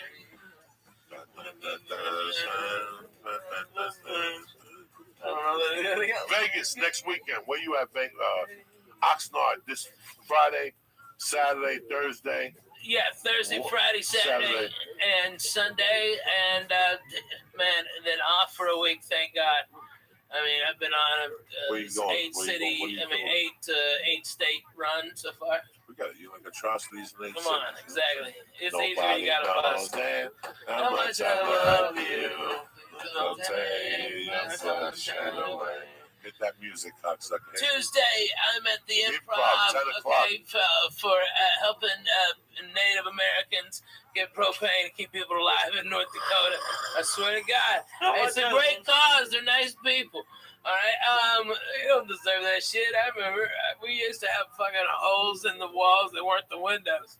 You know, it was fucking times. Nobody knows this, how much I love you. Don't take your sunshine away. Hit it, Lisa.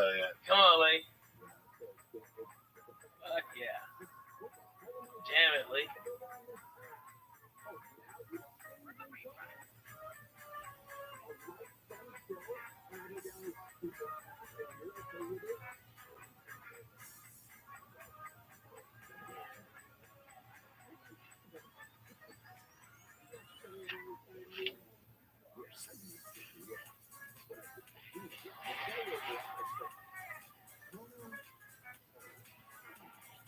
Put it on. Put the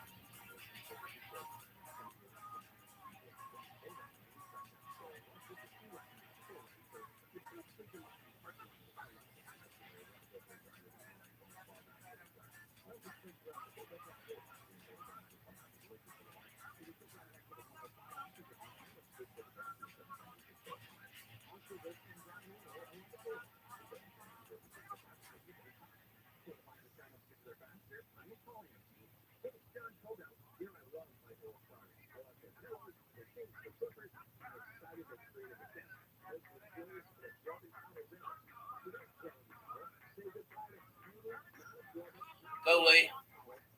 The Church of What's Happening Now is presented by On It. This show is brought to you by MeUndies. MeUndies are the perfect gift for you and your Valentine's this holiday, and they come in limited edition prints, and even better, for a limited time, our listeners can get a 20% discount off of their first order, and shipping is always free in the US and Canada. You have to go to MeUndies.com/Joey. That's MeUndies.com/Joey.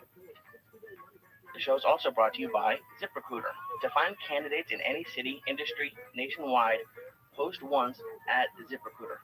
Right now, our listeners can go to ZipRecruiter and post for free when you go to ziprecruiter.com/church. That's ziprecruiter.com/church.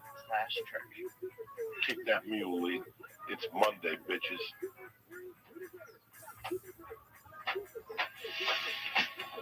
Oh shit. Oh shit.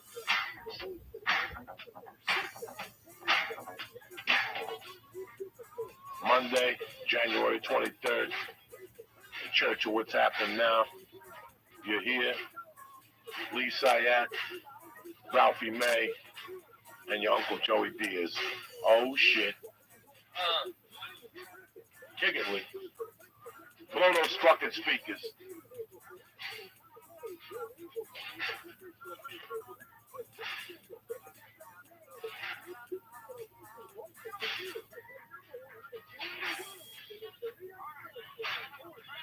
Oh shit, here we go, cocksuckers. Steal grandma's volumes. We're going. What's happening, you bad motherfuckers? Monday, it's Tuesday by the time you listen. Hope you're having a great fucking day. Uncle Joey, Ralphie May. Hey, everybody. Before we get the podcast started, I gotta apologize for Wednesday night. Mike Kessler was on here. I love him to death and everything. He's my uncle. He was at my wedding. I love him to death, but Jesus fucking Christ. Before he came on the podcast, his retarded fucking daughter told him not to use his last name. There's something going on. She's suing somebody for poisoning her. So she's seeing fucking DEA agents in front of her house. This poor kid was always fucking retarded. Okay? She worked at a restaurant. She was dating a dude for 9 years. Also, one day she comes home and she's fucking a lesbian. Just like that. No fucking training. No nothing. She just becomes a fucking lesbian right there. You know there's a fucking problem right there. I don't say nothing. I keep it to myself, okay? She gets a dog with this ugly fucking lesbo. They get a house, then the lesbo beats her up. Domestic violence. Who the fuck? Because she's a fucking nut. Then she went back to Dick, then back to, she's worse than Ellen's old wife. Remember the chick? Oh, yeah, that Donnie boy. Brasco? And then Yeah. she went and had 2 kids, and now nothing. No more lesbian, no more LGBTQ community. That's how quick these motherfuckers change in Yeah. LA. They go from LGBT to BLT. Yeah, so the BLT. So now he comes on the show, and every question I ask him, he says he thinks it's like the Godfather too. He's under questioning by Congress. I did not remember that certain fucking thing. Mr. Senator, you owe my client an When the apology. fucking podcast ended, I launched into him. Then his fucking retarded wife called me. What did you give Mike? He's 70 years old. Mike did heroin for 30 fucking years. A fucking edible's not going to put it there. First of all, that guy's one of those guys. I love Mike. He's my uncle. But he's one of those guys that hasn't stopped since he got back from Vietnam. You know what that means? He's always got something in his pocket. Yeah. He may not be doing blow, but he may have fentanyl, that shit Michael Jackson drank, or he may have Vicodins, or he may have, he's just one of those dudes since I've known him, or he might have weed, or he might, but he's always got, so like, I told her, when she called me back again, then I go, listen, he's fine. He's fine. He's going to be fine. He just ate fucking 200 milligrams. Just let him sleep it up. She goes, he doesn't know where he is. I'm like, you know, God knows what's in this fucking system. Yeah, but I go, you were his wife for 30 years, and you're another fucking retard calling me here at 2 in the morning. And I thought they were going to take him to the hospital. I'm like, oh my God, what a blue. But no, he's fine. He woke up, and 2 days later, he called me, apologized. He was staying at the Marriott because the retarded daughter, the older one, fucking kept hearing Martians and people. Oh my God, you know, crazy. There's a thin line between mental health and like fucking seeing. Like, I'm just fucking crazy and I do drugs. Right. But the mental health issues, they come, and I feel them from time to time. Last night I went off in the Hindu at 7-Eleven because he wanted to charge me 10 cents for a fucking bag. Oh man, I'm in there every fucking day. I'm in there every day, and they always give me a bag. Last night, this particular fucking dot gave me like the evil eye and then charged me 10 cents. I fucking Fuck off you. on him. I threw $1 at him. I go, here's $1, you fuck. I come up family in the 7-Eleven. I've stopped burglaries in here. This is one of the only 7-Elevens in the country. I don't shoplift. I give you the respect. Wow. I don't even shoplift. I can never shoplift at that 7-Eleven. You don't shit in your backyard. They're right there. They're good people. Yeah. Family at the 7-Eleven. Yeah. It's not the ISIS 7-Eleven on Chandler and Laurel Canyon. I was there today, dog. That's straight up ISIS. That's ISIS is I all up wouldn't in eat there. that motherfucker because they're poisoning you.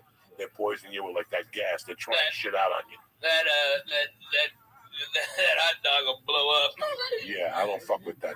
Yeah, I had to drive my friend there today. I was with that dude. When the taquito is ticking, you know what I mean? Nah, I hate that shit. So yeah, I'm very sorry about the podcast last week, guys. You know, it was never my intention.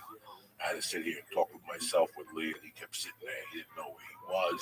He was tapping on the table. That is He so was swallowing overrated. his nose. He was fucking doing everything to irritate the shit out of me.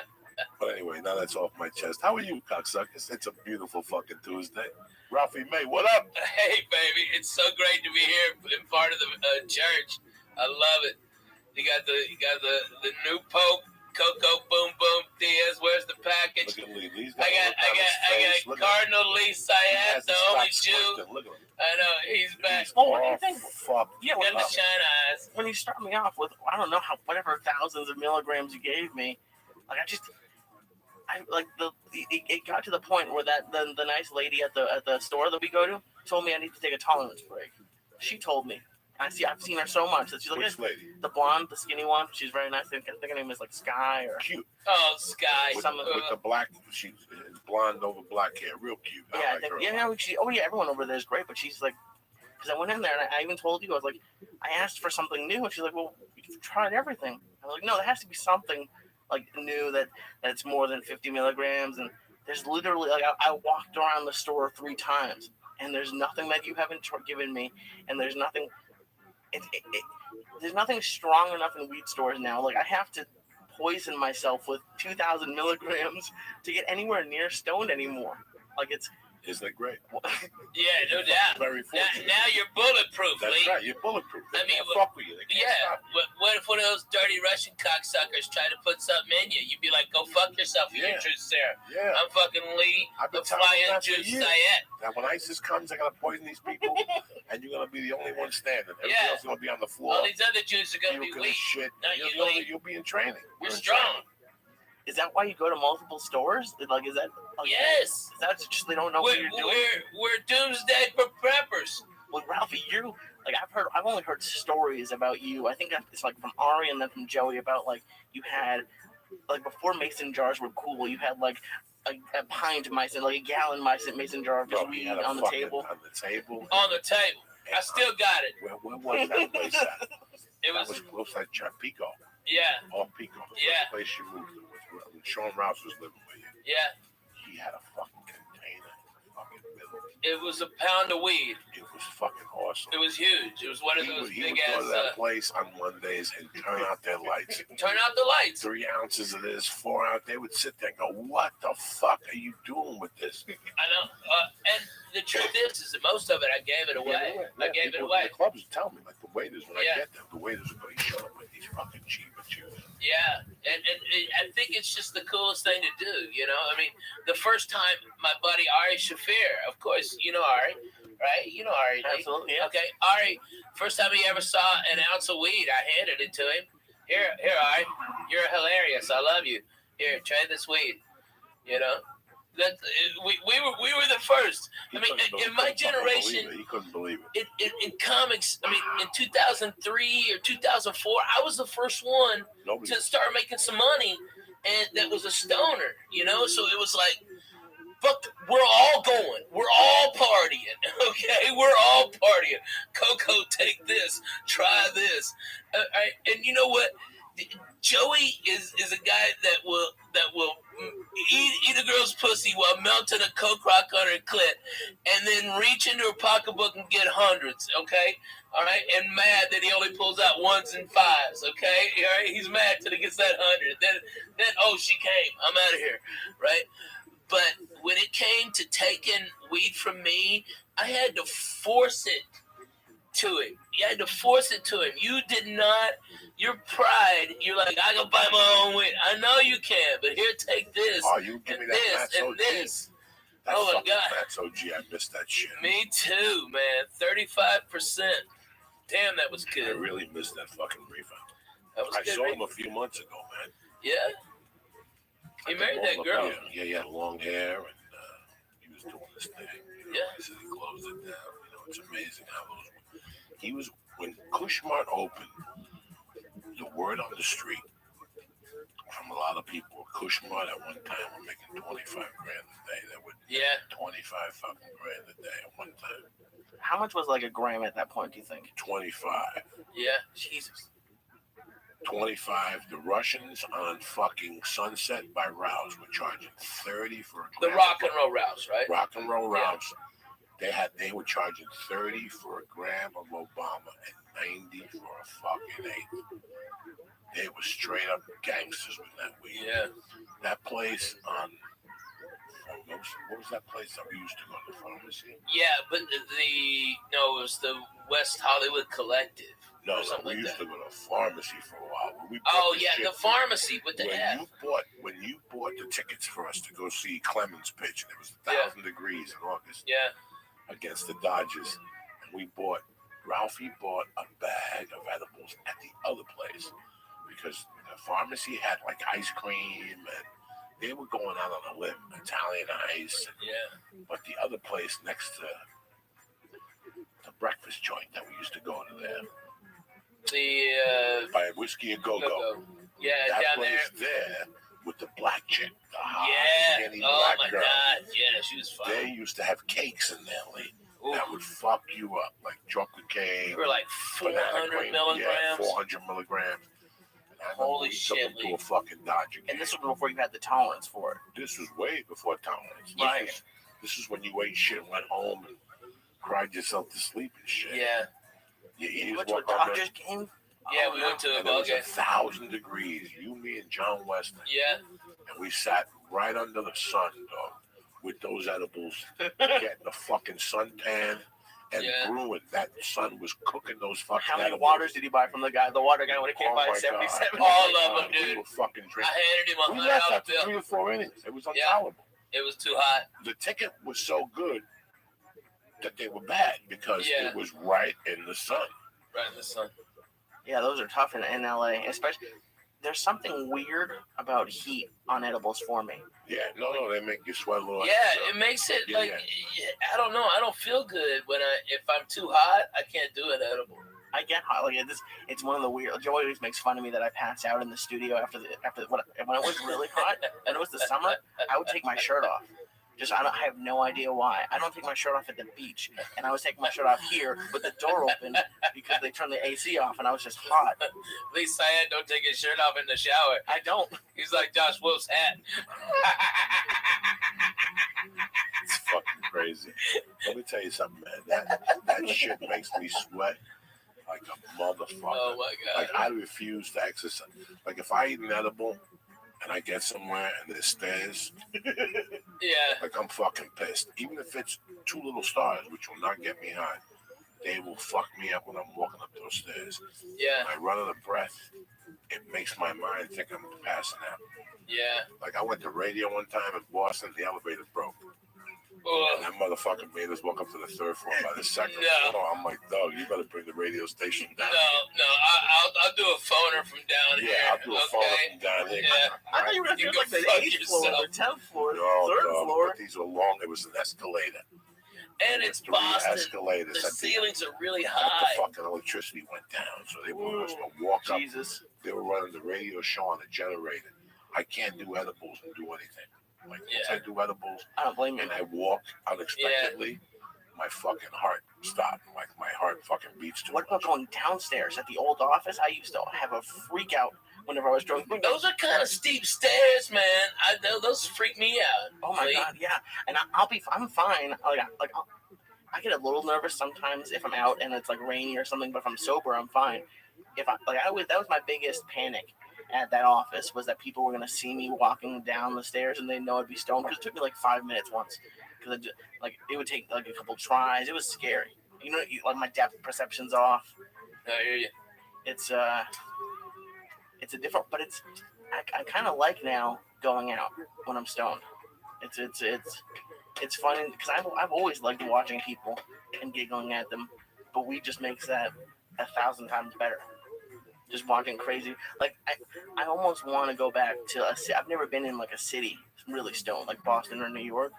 and like get to like sit and watch a whole city move by. Boston's aggravating, and you have to be very careful they'll leave because those Boston white people are a different type of white people than you've ever dealt with. Case in point, Lee, I had done a show there for New Year's in like 2000. There's ice everywhere, snow everywhere. That's true, yeah. It is probably 18 degrees at the most. And I saw these two guys walk up to a hot dog place and start beating the living shit out of each other because one of them put ketchup on their hot dog. Okay, and they beat the shit out of each other with blood and and then he goes, I told you not to put ketchup on it, and gets up and they put their shirts back on and walk off together. They're the craziest white people you've ever seen, dude. I grew up in the suburbs of Boston. I've always hear stories about this stuff. I never really get to see it. But yeah, I think the winter would be a little bit tough, especially when it's like the same how hot freaks me out. I think super cold would freak me out too if I was stoned. Like when you can't breathe a little bit, when the cold takes your breath away. Man, okay, I was just in Fargo, North Dakota. Last month, it was negative 22 degrees. The wind chill, negative 40.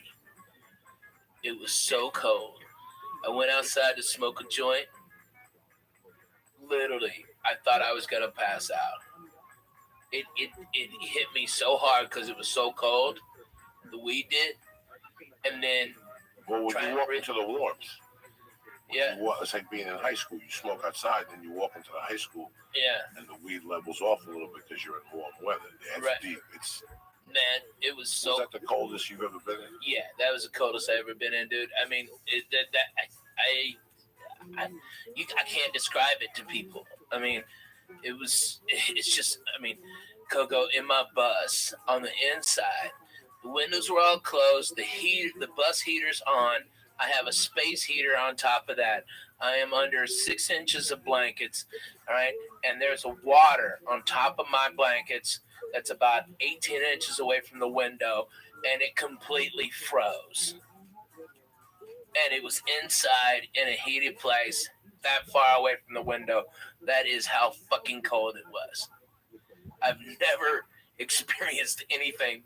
I tell you what, those people up there, they're the fucking toughest motherfuckers ever. People think they're tough guys. All right, you ain't tough till you do that. When I was in my 4th year comedy, I moved back to Boulder, and I started getting work as a feature in different cities, mountain clubs and one-nighters. These guys were booking and stuff. And the first weekend after New Year's, I went to Riverton, Wyoming, and it had to be that type of shit. It snowed. So I remember being at the hotel, waking up like 11. There was no breakfast in hotels in those days. There was no free breakfast. Stop. You woke up and you had to look at that front desk dude and go, where do we go? And I asked the dude, I go, where do I go to eat lunch? He goes, I wouldn't take a chance. You driving? I said, no, I'm walking. He goes, you ain't gonna make it. Yeah, you wouldn't make it. He goes, you ain't gonna make it. I said, yes, I will. And I went out with that dog and I walked and walked. It was fucking brutal. Brutal, dude. It was fucking brutal. Especially with the wind. The wind is what, at least for me, is what got Oh my God. It was cold and under your skin. The last time I was in Minneapolis was January, 2-3 years ago. And it was one of those days. And I went outside to smoke. It cut you. And as soon as I went outside, I could feel the jeans getting cold, like my skin touching against the jeans. And already they were cold. You can only stay outside and smoke maybe half the joint. I turn it off and hide it right there at the Mall of America and the bricks. Genius. That's exactly what I would do. And I'd go back an hour later and take it off the brick. I do that everywhere. I find the dumpster and put it on the ledge. Or a fucking trailer. There was in Jersey, there was a trailer they just built behind the hotel in Edgewater. It was still construction trailer. Had a flap. I put the joint on there. I smoke half it, put it on there, go to my room. It's better than you. Later, what happened when you would smoke cigarettes? I know you don't just smoke cigarettes anymore, but I've always wondered that. When you have to smoke a cigarette and it's that cold? You go outside. Jesus. And trust me, with the cigarette, it can be 10 below fucking zero and you go out there. Yeah. My tour manager, Ben, he was out there in it. It would take him 10 minutes to put on all the extra clothes to go outside, smoke a cigarette. Now, did you grow up in cold weather? Yeah, Arkansas had 4 seasons. You know, we definitely had 4 seasons. It would get cold. I mean, you know, we had holes in our house, so maybe it felt colder than what it really was. It's funny because I grew up in cold weather. You grew up really in cold weather, man. But the weather has gotten colder with climate change. Is that what they call it? Like warm and everything. Even this rain we're getting in California, they're getting history making. Yeah. Like yesterday, it rained 4 fucking inches in Long Beach. Is it true that we're not in a drought anymore? Is that true? I have no fucking I know you don't know, but No. listen, they were never in a drought. They were growing wheat. They got water to grow wheat. They ain't no fucking drought. You know what I'm saying? Right or wrong? Right? That's why I still took long showers. They got They got water to grow wheat. They got water to fucking long. I take long showers. For a year, I would only take long showers on the road. I get the hotel room, and it was like fucking paradise. I was like Mad Max when they found fucking gasoline. I just laid in the fucking tub for an hour, let my fungi nails soften. But now I said, fuck that shit. When I'm home now, I go in the shower, bitch. I steam everything. I steam the muff. I don't give a fuck. Coco, you take 2 showers a day. 3, 2, Dude, 3. when I lived with you, it was at least 2, maybe 3. Water was free. Fuck it, let's do this. I love fucking showers. I love going in there and breaking the monotony. Jerry Seinfeld used to have a joke that he put on his Rodney Dangerfield special about the shower. No, nobody can bother you in the shower. Nobody can bother you in the shower. Think about that. He's too busy. He's in the shower. You ever in the shower? You ever in the shower? You see that hair? You wonder how it got up there. You get Howard would just clean his way up the wall. That's early Seinfeld, though. He was on fire that night. Man, that guy, he's so good. And yet so boring to me. I find Jerry's jokes so boring, but he's so good. Like, from, like, purely, like, just joke technique and everything. I mean, he's brilliant. But what he has to talk about does not fucking interest me at all. About your fucking socks. I don't give a shit. I don't give a shit about putting your keys in your shoes at the beach. I don't give a shit about any of that. You know? But he's so good at doing it. Somebody fucking cares. Dude, of course, he's the fucking greatest. They paid him a ton of fucking I know, what do I know? they just brought his Drinking web show to Mexican Netflix. Coke next to a Jew and a spick. Netflix just brought comedians in cars drinking coffee to Netflix. But he's also doing 2 specials for him. Wow. He's doing 2 specials, so it's like $50 million deal. It's crazy. And I love Seinfeld, the show. I've seen a couple of his stand-up specials, so I love. But what's interesting is I've only seen it before I started this and before like the storytelling comedy. Yeah. So I'd be interested to look back on it, even because I like it. I think it's funny. But now that the what I don't even know what the word is, but the genre of comedy has changed a little bit. I don't know if it stands out. I paid to see him. I took a girl on a date. Maybe 1992. Wow. In Denver, I took this girl on a date. I did stand up. I was like an open mic. She knew when I took it down there. He was great. He was fucking great. He did like a Q&A at the end. Oh, wow, really? I was ready to ask him a stupid fucking question. I'm happy I did. So it was before the show then? If it was 92? It was around the show. The show was, I don't know. It was the show starting. It had a tough first season. I think the show was starting. I don't know. It had a really hard, tough season. A lot of people don't understand how. Well, you know, they always said that if it was today, the show would have never made it. Because No. they would have fucking cut him by the 4th episode or something like that. But I still watch the show on the road sometimes. I still watch it. I still giggle. That shit makes me laugh, man. Makes me giggle. I still remember the night that show ended. How it was like a fucking big deal. Like, Yeah. Improvs didn't even do stand-up that night. No, They it got a was a big Thursday. screen. It was a Thursday. They got a big screen, and just people came in and watched it for free. John Panette. I saw that episode the other day. John Panette was great, and they were making fat jokes at him, and that's why they went to jail. Hilarious. I love that episode. It was so funny. John Panette was great. Is it on something that you could watch it from the beginning? Is it like on I think it's on Hulu. Yeah, but it's on Hulu? yeah. I like to start watching that from the beginning. You know, Yeah. this fucking CISO, they have a couple specials on there, but they have something very interesting, Ralphie.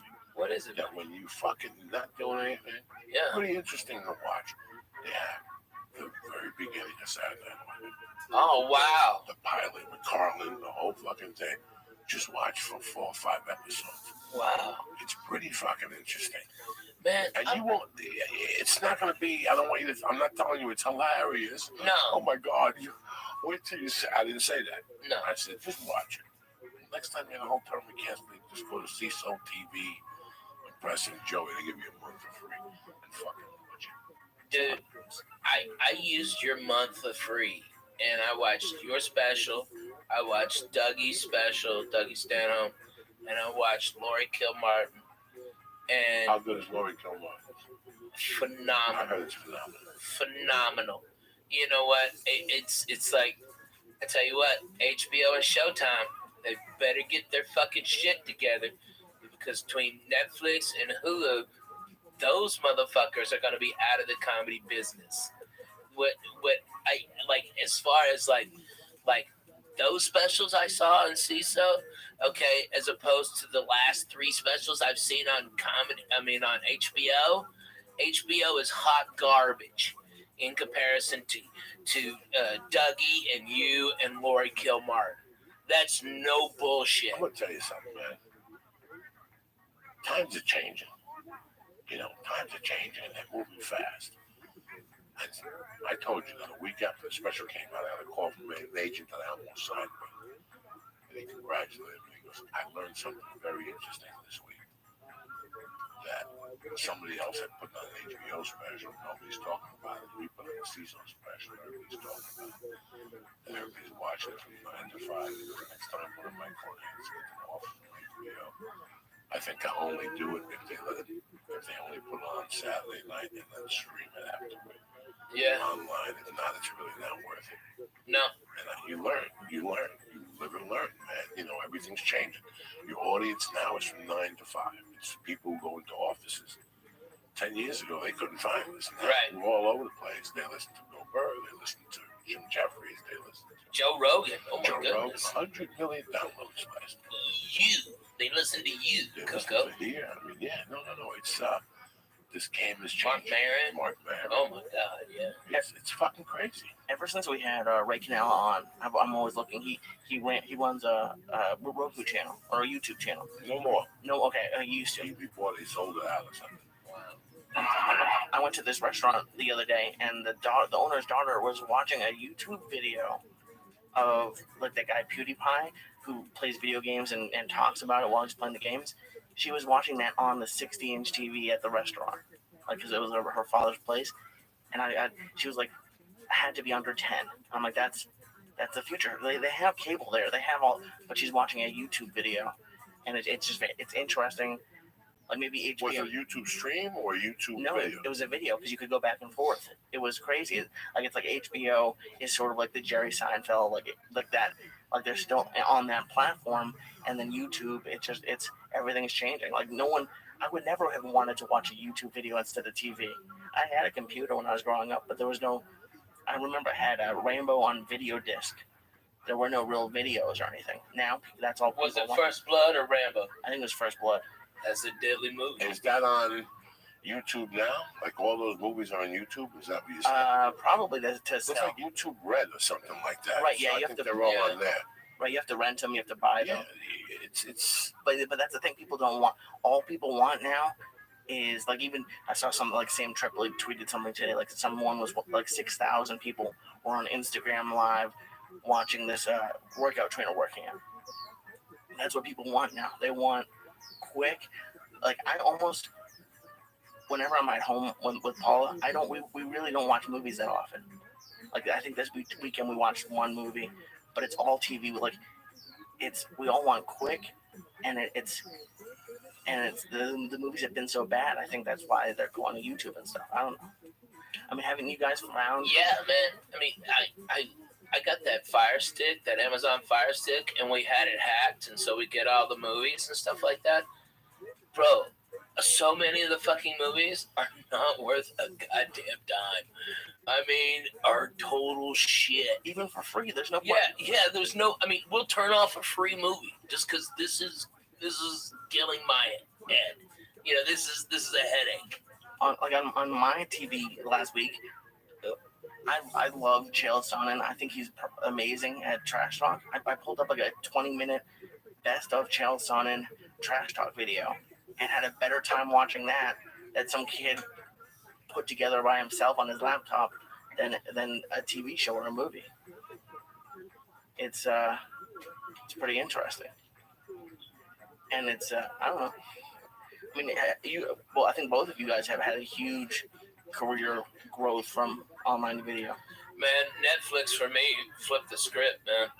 I mean, you know, you do 4 with Comedy Central and it's good. You do 1 with Netflix and it's all more than the first 4 with Comedy Central. I mean, but you know what? I was lucky because I took less money for the specials and did them on better cameras. You know, it cost me more money, but because of that, Netflix bought all my ones that were on Comedy Central, and they were the first to go out on those when they used to do just DVDs. Do you remember that? Absolutely, yeah. And they when they first went to 1080, mine were already there, and that's when the last like 4 I've shot were in 4K, and so they're still going to be good for years and years and years. And I took less money, but it's better for me in the career. But man, Netflix, dude, I'm going to Australia in April because of Netflix. I've never told a joke in Australia, and I'm going there. It's crazy. That just opens up so many doors because your special now is worldwide. Yeah. It's fucking just, it's too. I didn't know what the fuck you were talking about Lee before. I'm high, you confused the fuck out of me that you went to PewDiePie and she was watching the restaurant. You and Paula watch. You and Paula watch fucking nothing. It wasn't also You a watch 10-year-old fucking kid. terrible shit anyway. You stay home and it's like Jim Jones fucking. It's what Jim Jones gave out the Kool-Aid. You're just waiting to give out Kool-Aid to shoot yourself out. The other day they were watching Animal House. I was so fucking happy. That's I right. was so fucking Animal happy. House is a phenomenal movie. 28 years old. He sits in at night and watches Cheers. You want to shoot? You want to shoot? You want to fucking shoot? This is what I got to deal with. You watch his Cheers. I like Cheers. I'm making my way You through. don't think he's in fucking Boston? Taking your way through the world today? Is it taking everything you got? It really is sometimes. Be nice to know. I haven't. I What a shoe would help a lot. Come on. I don't even know. I don't even know what to watch anymore. Like I judge a movie, brother, right from the fucking trailer. Man, And I can tell you from the trailers now if this is the movie. yeah. Do you follow me? Like you could see it and go, that's the movie. That's as good as that movie is. Garen fucking don't even take a genius no more. Don't even take a genius. I grew up a movie buff. I still watch trailers. You could see it. You know, all these assholes that did a movie and it was great. But they were on top of their game at the time. And when they went to them with sequels, they said, no. Let's move on. Like Jim Carrey with that fucking Death Trap and Santa Claus 2, which Momo finally went to see after 3 weeks. After the fucking double they canceled, he still went 3 times. That was the sign right there not to go see Santa 2. Because they made them years later when they needed the money. Right. And they just did it, and then they just got it. It's just garbage. They don't even care. They just keep putting out shitty shit. Yeah. It breaks even in the box office. They sell it to international, and they make a little profit, or it's a fucking write-off. I for heard what that they fucking CBS is redoing the honeymoon. Yes, that's a true story. Oh my Listen, god. there's not an original fucking idea left. Not an original idea left. This new youth is fucking They're worth it. garbage, dude. This is hot garbage. And Garbage. the networks have caved because they don't know what to do. They panicked. So they said, what shows work? The Honeymooners. They didn't know that it was the Honeymooners with Jackie Gleason. Yeah. That was said at the entertainment. You know, they didn't know that it was fucking Uncle Buck with the fat fuck, not fucking the black dude. Yeah. You John understand what I'm Candy. saying? And I got nothing against nobody. I'm just telling you the But truth. John Candy. Yes, John Candy was Uncle Buck. That's it. Leave it at that. Yeah. Leave it at that. Yeah. Leave it at fucking that. Fuck yes. You see, they're remaking Training Day as a TV show, but they just switched the races. Oh, Yeah. That's all they did. Oh, They just made the Yeah. fight. I mean, that looks if you can't say my nigger, okay, then kill yourself. Okay, you can't say my nigger I on saw fucking that TV. yesterday during football, and I was Oh my like, god. they're using that fucking mutt from the Titanic to be wild and shit. Seriously though, dude, you Bro. gotta be able to say my nigger. Have you watched Lethal Weapon? You know what? I like it. Oh, I like God, that. I think it's brutal. You think it's brutal? I like it. I like Damon Wayans. It's tough to play rigs. It is. It's real tough to play rigs. It took. I was such Lee. Here you go. When I got arrested for kidnapping in 1987, Bruce Lee died in 1983. In 1987, if you came to me and said, "Joey, you got to watch this kung fu movie," I tell you to go fuck yourself. I hated kung fu movies more than ranch dressing. Just because of your allegiance to Bruce Lee? There's no reason to watch any of those stupid fucking movies without Bruce Lee. Right? He was here first. I like Chuck Norris. Chuck Norris, men wear black, good guys wear black. Dude, Dog Code of Silence, what was that Bruce Lee where they just start like warming up? Return of the Dragon, all that shit. But Chuck Remember that? Norris, Chuck Norris. Chuck Norris till about 85, the Octagon, whatever. What was that movie? Return of the Dragon. What- Him and Bruce Lee Yeah, fought in the fucking Coliseum. But until that time, I wouldn't see dick. Like if you came to me with one of your stupid fucking movie ideas back then, I'd tell you to go fuck yourself. But there was this one dude in Boulder at the car dealership, Detroit, Michigan. That was my dog. His name was Jim Wheeler. I lost contact with him 10 years ago. He's from fucking, where's that comedy club outside Detroit? That's Mark Ridley's Comedy Castle. What's the name of that town? That's where he was. Something Oak. He was from there. Oak Brook or Royal Oak? Royal Oak. He was from Royal Oak, Michigan. This motherfucker met Bruce Lee and got a book with his autograph. The Tower G. Kundal. He was cool as shit. He was a kung fu dude. He fucking came to see me when I was in county. The whole thing, he got me a job when I came out of county. But he kept bugging me before I got arrested. He kept bugging me for weeks to watch Lethal Weapon and this movie. This fucking dude, Steven Seagal. He's fucking great. Oh, he only did one good movie, and that was when he's on the boat. No. Under Siege with Tommy Lee, and they're doing that night shit. The first one is tremendous. No. The first one is fucking. Which one is? Dog, the only reason why he made that one on the boat was because it must have been good. It was tremendous. But what was the name of it? Above the Law. Oh, that was a good one. I thought I got it twisted up. Okay, he made Above the Law, which then he went on Letterman and made an asshole of himself. Yeah, They right. asked him if it was the real CIA. He wasn't the CIA, but he was married to Kelly LeBrock. And if you're married That's to Kelly deadly. LeBrock, you're always welcome at my motherfucking Yeah, house. right. Now, you know what I'm saying? Yeah, let me smell your hand. Kelly LeBrock on Weird Science, good, Oh, googly. holy moly. When you're a kid, your head explodes. And what do you guys want to do? Yeah, that Like, whole ugh. fucking thing. But then he released the one when he goes to Brooklyn. Who Shot Bobby Lupo? That one wasn't bad with Sticks. And Oh, all I didn't those. see that. That's the dude from Law and Order. Who Shot Bobby Lupo? And he fights it. It's all about the mafia. Dude, I saw you the other day on fucking Law and Order. William Forsythe is the gangster in that. And you know the girl that Tony Soprano hooks up with, that he buys the real estate from, that she's on that show now? Hard to Kill? No. What's the show that she's on now? Viviana Margulies or something is her name. She was Tony Soprano. And then she started dating Christopher. Yeah, And then Christopher was doing heroin with her. right. It's her first movie. She plays a hooker. She's the gangster's hooker. And Steven Seagal. So that's that one. And Yeah. then the third one was the horrible one, when he gets shot and he goes into a coma. Oh, yeah, that And was he wakes horrible. with Kelly LeBrock and he wakes up and he's fucking no paralysis, no fucking, what's Yeah. that thing you go for training after you wake up? Rehab? Rehab. No, nothing. No. He woke up from a coma and he was throwing sidekicks for Jesus 2 days later. Fuck you. And then after that, it all went downhill and shit. Yeah, who gets out of a coma and starts beating people and talking about and shit? His cardio. I was in a coma. I couldn't work a spoon to my mouth. Okay, what the fuck are you talking about? He came out of a coma. He's beating up fucking muscle guys and running 4 miles. Almost drowned in applesauce. That is fucked up. But no. Fuck the law.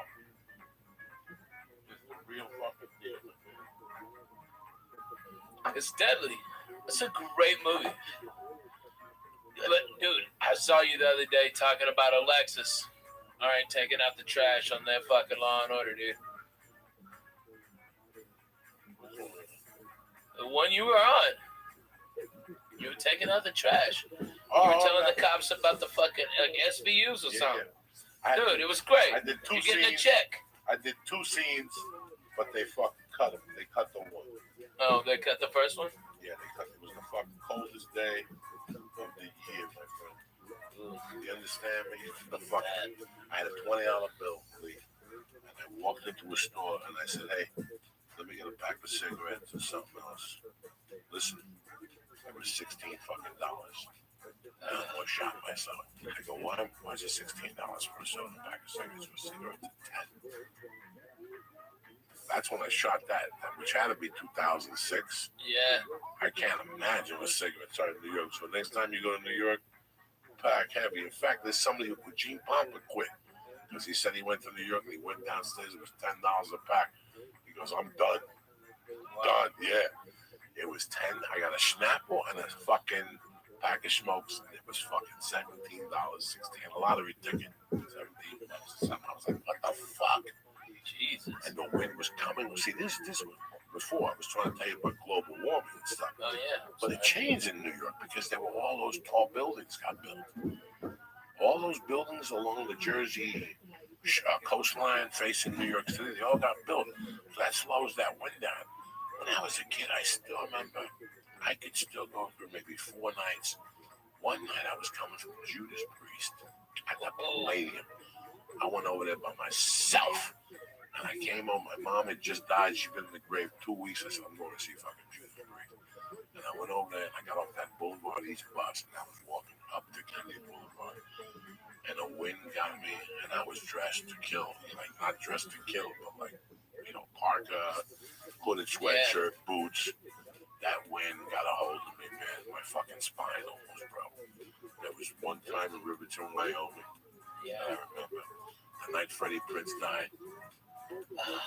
I was a kid, and I remember finding out when I was out with a fucking kid. We got, in those days, you drank a bottle of spoonful, and I ended up drinking a fucking, like 2 bottles of Boone's Farm, and we split like a $10 bag of reefer.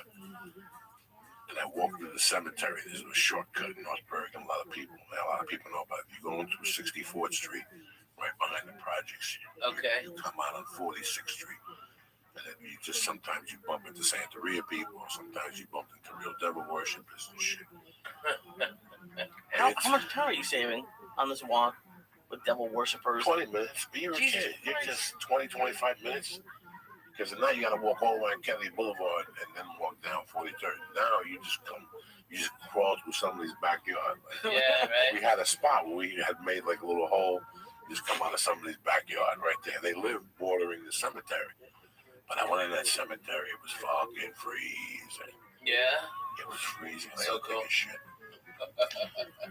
So you know me, I'm a Catholic, I'm respectful. There's all these fucking old graves. I looked for the oldest grave. That shower wasn't anywhere near. Like 1891. Like 1891, dog. I went over there and pulled my pants halfway up, and I started looking around real creepy. And I took my little dump, and when I pulled my pants on, I had peed in my pants. And the cold weather had frozen them already. I had shingles on the outside. There were fucking shingles on the outside of like that when it gets iced over. Yeah. Oh, that's how fucking cold it was. Like, I still remember that night. Damn. And one night I went to the fucking Island of Insanity party at Hudson County Park. If you go to Hudson County Park in January, it gets so cold that the river freezes. This little island where ducks live. All my friends would go across that fucking pond with kegs, and I took a fucking Quaalude. Oh, this is a great story. You rape yourself? No, I You didn't do no Cosby? Me, this kid, Lebrano, and this fucking dude, Joe Focaccia. Nobody knew we took these Gorilla Biscuits, and we knew they were strong. So we inhaled these Gorilla Biscuits. We went to the Island of Insanity. We got so fucked up at the Island of Insanity. We had to go, dog. We had to fucking go get something to eat. So we went to the Wing Farm. It was on Bergenland Avenue. We were kids. We were professionals. Wing Fun? The Wing Fun Chinese restaurant. We were on foot, so we couldn't Not walk the Chance. chance. No, we couldn't walk the chance. It was fucking freezing. We walked out of Hudson County Park. We made a left, and there was the Wing Fun. But the problem with the Wing Fun was we would always dine and dash in that motherfucker. So as soon as we walked in, these motherfuckers started lining up. They called their cousins, their uncles. So we had money to pay that night. Right. You know what I'm saying? Like we just sat there. You gotta keep them off guard. We had to keep him off guard. Now there's this kid, Joe Folk. He's still on Facebook today. And he's got a hook nose. Joe Hook. Joe, With the nose. Joe LaFolk. They used to call him Joe LaFolk. So me and Lou just sit on the same side, and Joe LaFolk is over here. We're talking. We order egg ribs and pork fried rice and shrimp and lobster sauce and pop. And we're eating. Everybody's And eating. pork fried rice And with no we're peas or giggling. carrots. And all of a sudden, Joe Focaccia's fucking feeding his face. Right? He's feeding his face, and all of a sudden I could see it was like he ate 4 stars, right? He got fucked up, Lee. And all of a sudden, his face, he just fell into the into the Chinese food. And he's snoring, right? He's fucking snoring at the table, right? And I'm with Lebrano, and Lebrano's going, "Fuck, you're embarrassing me, fuck, get out."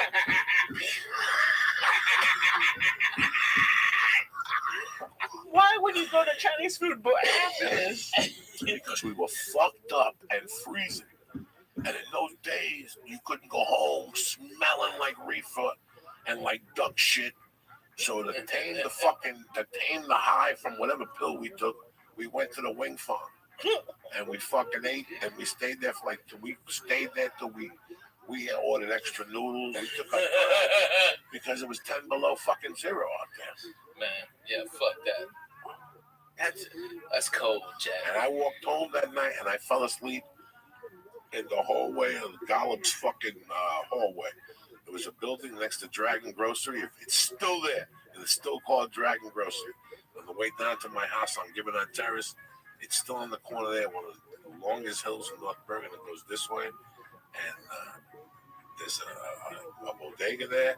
And next to it, there's an apartment building. That's like 3 floors. You grab each floor. I knew the girl on the 3rd floor.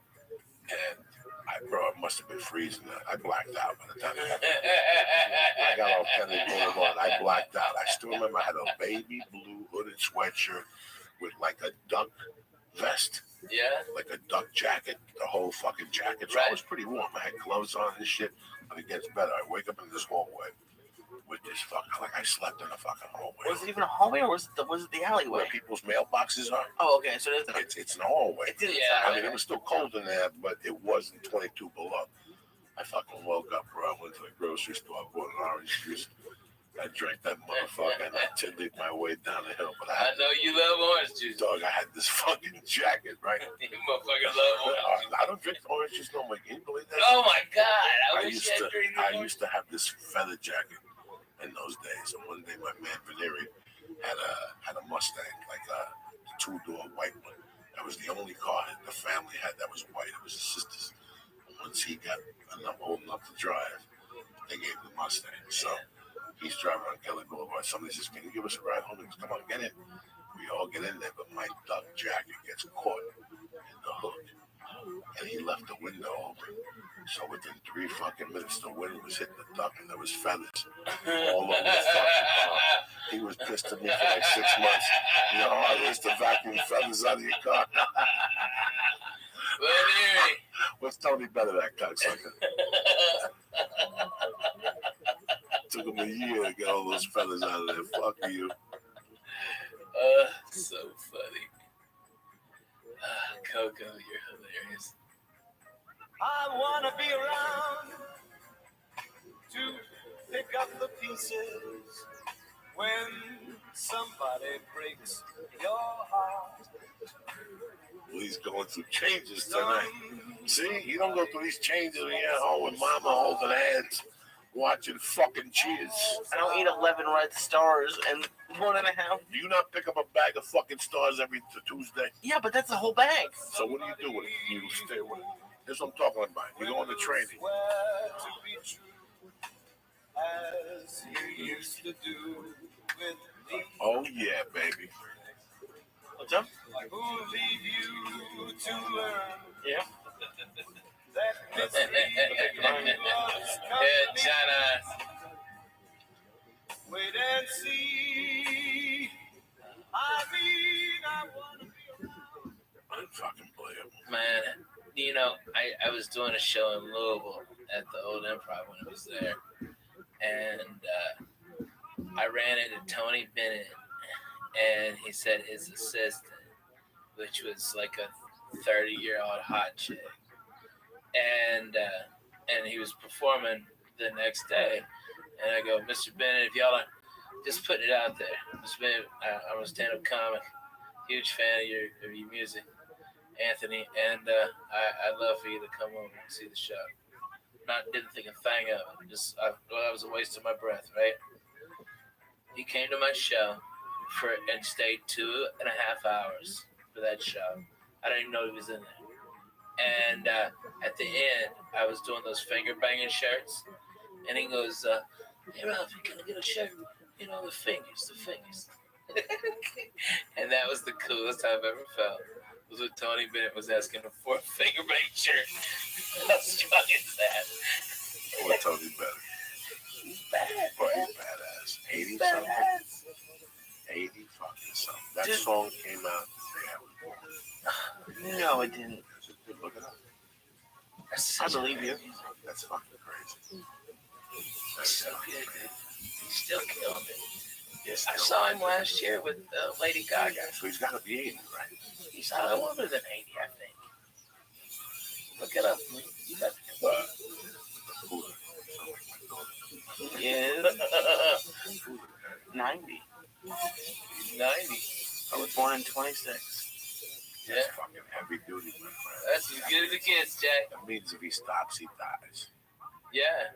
That means if he stops working, he dies. He knows that he'll get stiff and shit. He doesn't want to do that.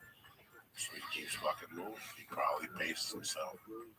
Probably does a show every other night like Black Sabbath is doing. Yeah. 3 shows a night when he's 60. You know, when we had the doctor around here one time, I asked him, "Can you prescribe testosterone?" We had biggest clients, movie stars. He goes, "For a while. Football players." He goes, "It's musician." He goes, all my musicians have fucking testosterone. They go out there fucking 3 nights a week. Yeah. And they, you know, look at the YouTube stuff. Man, they're playing Joshua Tree. They're playing Bonnaroo this year. I don't even want to know what they charge for tickets. I just thought $300. about, yeah, it's got to be 3 because Cat Stevens is charging 3 at the Beacon fucking Theater last year. Yes, he did. Yes, he fucking did last September. 300 a ticket. That's the welcome to the new. What? I don't know. Well, my friend's a Cat Stevens fan. He paid the 300, and I know for a fact. I heard her tonight, and I was thinking about her tickets when she came to LA. Who? 300 was light. 300, Barbara Streisand. Oh my God! 300 Yeah. was light. I was telling we were howling. That's a different audience. So. The first row, that's the top Jews. Oh my God! Those they fly over from Israel. Yeah. They take them out of a cave. They got come over to cancers LA in there, right? just to be seen in there. They got Just to be seen amongst those Jews, like that circle. You pay They got 10,000 arugula for the ticket. cookies. Come on, tell me. Arugula cookies. No, Come on. she was. Yeah, that's gonna be the new. Yeah, so you know this for a fact. You two's charging 3. Yeah. And that's the shit seats. I mean, that's what they're getting at the door. Okay, and everyone. I mean, they're doing Joshua Tree. They're doing just Joshua Tree.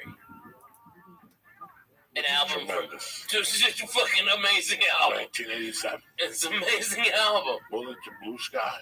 The cheapest ticket I can find for their Agora Hills one is standing room only, and it's $50. Who? $52. You too. Wow. So to stand up, you have to. I don't know, like The place in Nashville is 300. I was trying to buy it. Yeah, but they might not now because they just got Bonnaroo. They're gonna be playing Bonnaroo. It's gonna be 90,000 people there. They'll still sell out 2 nights later.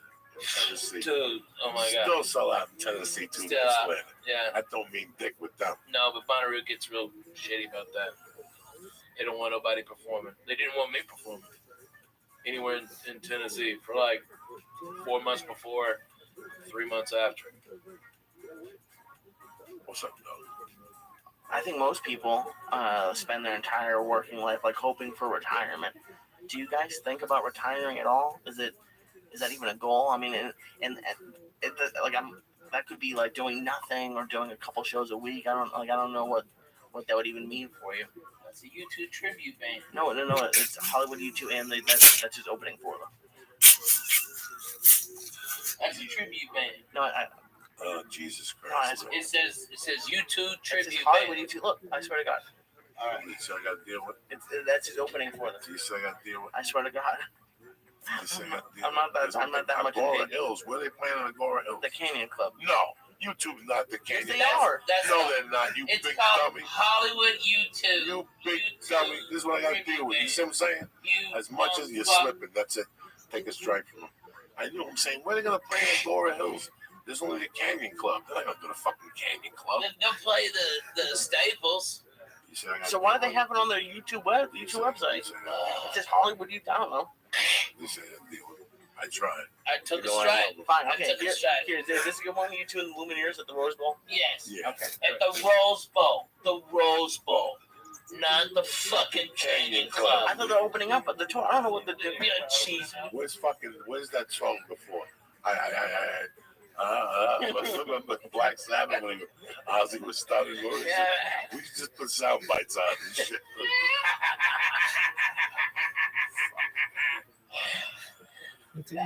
Those fucking stars, I tell them, be careful with those stars. I know. You can't be in training every night. $55. Okay. It's $55 for standing room only at the Canyon Club for a YouTube tribute band. Okay. Oh my God. So doing a couple shows a week. I don't know what that would even mean for you. That's a YouTube tribute band. No, it's Hollywood YouTube, and that's just opening for them. That's a tribute band. No, Oh, Jesus no, Christ. It says YouTube it's tribute just Hollywood band. YouTube. Look, I swear to God, Deal with that's just See what I opening for gotta them. do? You say I got to deal with I swear to God, You see what I got? You say I gotta deal I'm not that much in Agora hate. Hills. Where they playing on Agora Hills? The Canyon Club. No. YouTube's not the Yes, Canyon. they are. That's No, not- they're not. You It's big called dummy. Hollywood YouTube. You big YouTube dummy. This is what I got to deal with. You see what I'm saying? You As much as you're fuck. slipping, that's it. Take a strike from them. I know what I'm saying. Where are they going to play in Agora Hills? There's only the Canyon Club. They're not going to do the fucking Canyon Club. They'll play the Staples. You say I gotta So why do deal they have it on their YouTube website? It says Hollywood YouTube. I don't know. You say I gotta deal with I tried. I took You a know, I stride. know. Fine. I Okay. took a stride. Here, is this a good one? You two and the Lumineers at the Rose Bowl. Yes. Yeah. Okay. At the Rose Bowl. The Rose Bowl. Not the fucking Canyon Club. I thought they're opening up at the tour. I don't know what they're doing. Yeah, jeez. Where's that song before? But Black Sabbath when Ozzy was starting words. Yeah. We just put sound bites on and shit.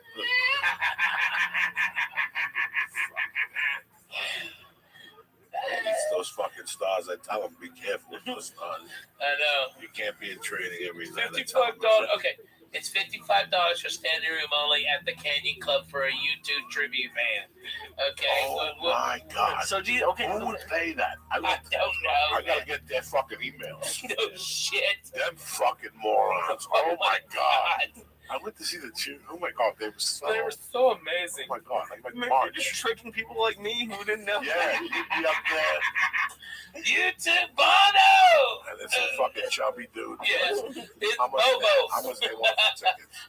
At the Rose Bowl, they want $250. Oh, Rose Bowl is fucking huge, man. It hold, was it hold 60,000? 70,000? Oh my God! Hold on 1 second. I mean, Yeah, look at the price of these tickets. This is California. And that was for general admission below. Up top they want. So I'm sorry, 430. I guess maybe that's a better angle. I don't know. It's saying. Yeah, they could retire.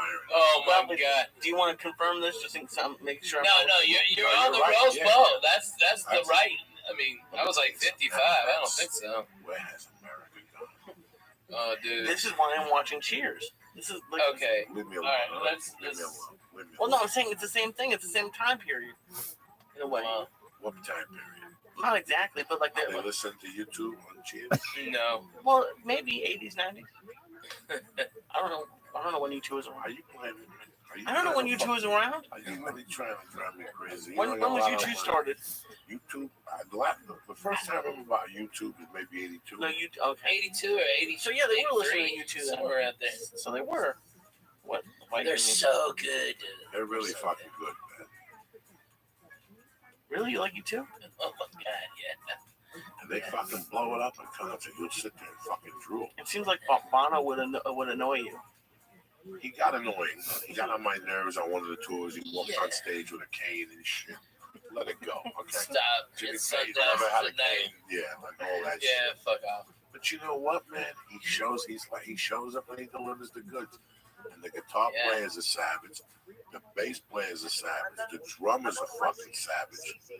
They're all They're fucking fast, man. savages. So I ain't mad at nobody. I know. I love music. I like what they do. I like the early shit. I like some of the shit they play on the radio sometimes. I mean, I wouldn't go buy it if that's what you're asking me. I like it. I really like the Joshua Tree, but I ain't paying $250 at the Rose Bowl. For shit seats. And it's $50 to fucking park, and it's $9 a beer. You know what? I'll buy the fucking CD and put it on my iPod. And next time I take a 5-hour flight, I'll drop 3 stars. Yeah. I'll do it for fucking free. Man, those dudes with those stars need to hook me up. Those are great. We'll fucking email you. Take the stars with you. I'm fucking low. You want another one? Fuck yeah.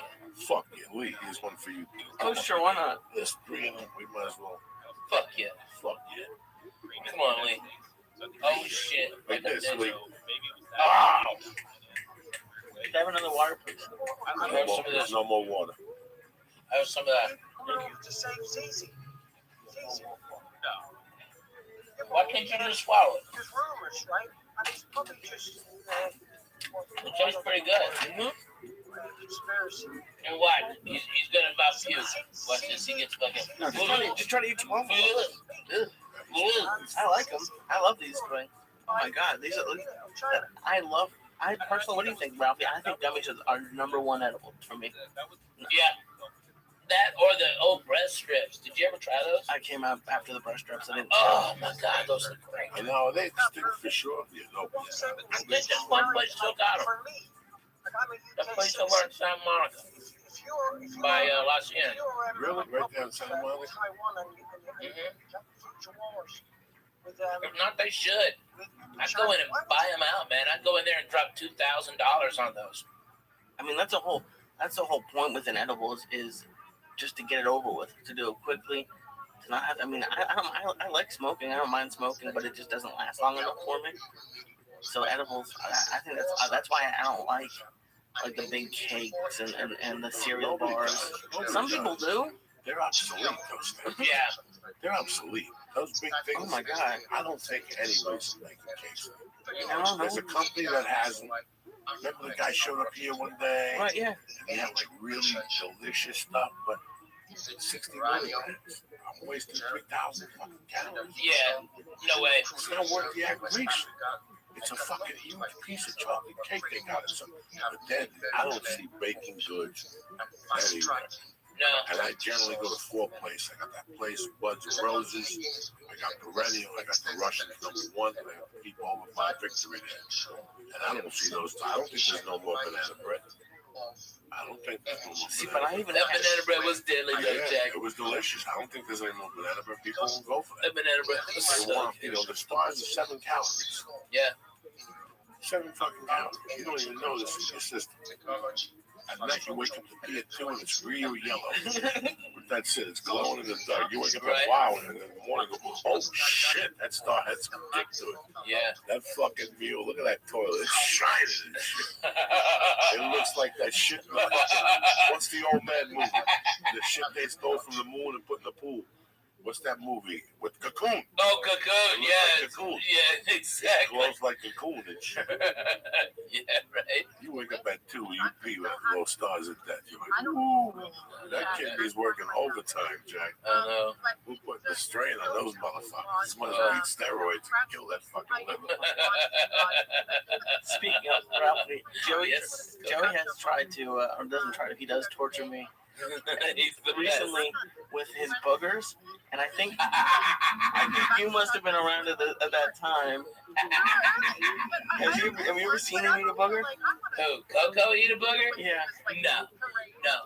My favorite Joey Booger story is we were at the Comedy Store in like 2000, okay? And me and Joe Diaz were the only ones smoking weed, okay? Up there. And there were a bunch of lamos. It just wasn't it. Me and Coco were it. And we kept on getting the ear beating from this black guy who said he was a producer from Fox. He was just doing this to come into the shows. He probably wasn't even a PA, a production assistant. You know, this guy was there, and he was so fucking annoying and telling us about what TV show we should do and stuff like this. And Coco, I guess he had a head cold, and the boogers he was pulling out, Lee, they were like hard at the beginning, and then like really thick and wet at the end. I've seen it. Okay, you know what I'm talking about? Those they're amazing. It's like half Triscuit, half snail. Okay, all right, and he'd take those and he'd go to this guy and rub him in. Okay, that guy must have had 20,000 snots on the back of his jacket by the end of the night. Coco, I saw this one too. Lee, he got one going on one finger, all right, and then went with the other nostril with the thumb. All right, and so he had two, and that one looked like a fucking seagull shit on that guy's shoulder. It was so thick, and it was amazing. And this guy was such a fucking asshole. It was the most tremendous. I used to put snots on my high school teacher, Mr. Zink. Oh. And I used to hang out with a daughter. He used to wear the same black jacket every day. And once or twice a week, I go up to him and tap him on the shoulder and say, "What up, Mr. Zink?" And his back had fucking thousands of little dried snots.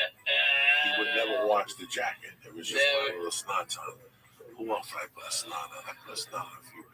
But that guy, the producer, was the fucking best, man. That was the best. Man, there's so many charlatans that came to the store. Oh, so many. So much shit. So many people called me and sent me emails. It's just so much bullshit. I don't think people understand. It's not the auditions and the other shit that wears you out. Bullshit. It's the fucking bullshit. My God. Oh my God. Why do you gotta live in Nashville? I think that's the fucking key to this, just to avoid those people. There is so much bullshit you have to cut through when you first move in. And at first you look at these people and you're like, really? You're doing this? And then you find out they're fucking extras. They're so full of shit. Oh my God. Oh my God. If somebody's doing a day extra work, all of a sudden they starred in this movie. Or you may have seen them in that movie. It's like, no one saw him in that movie. You know? It's just annoying as shit. But speaking of movies, too, you gotta tell, does the church know about Eminem's story?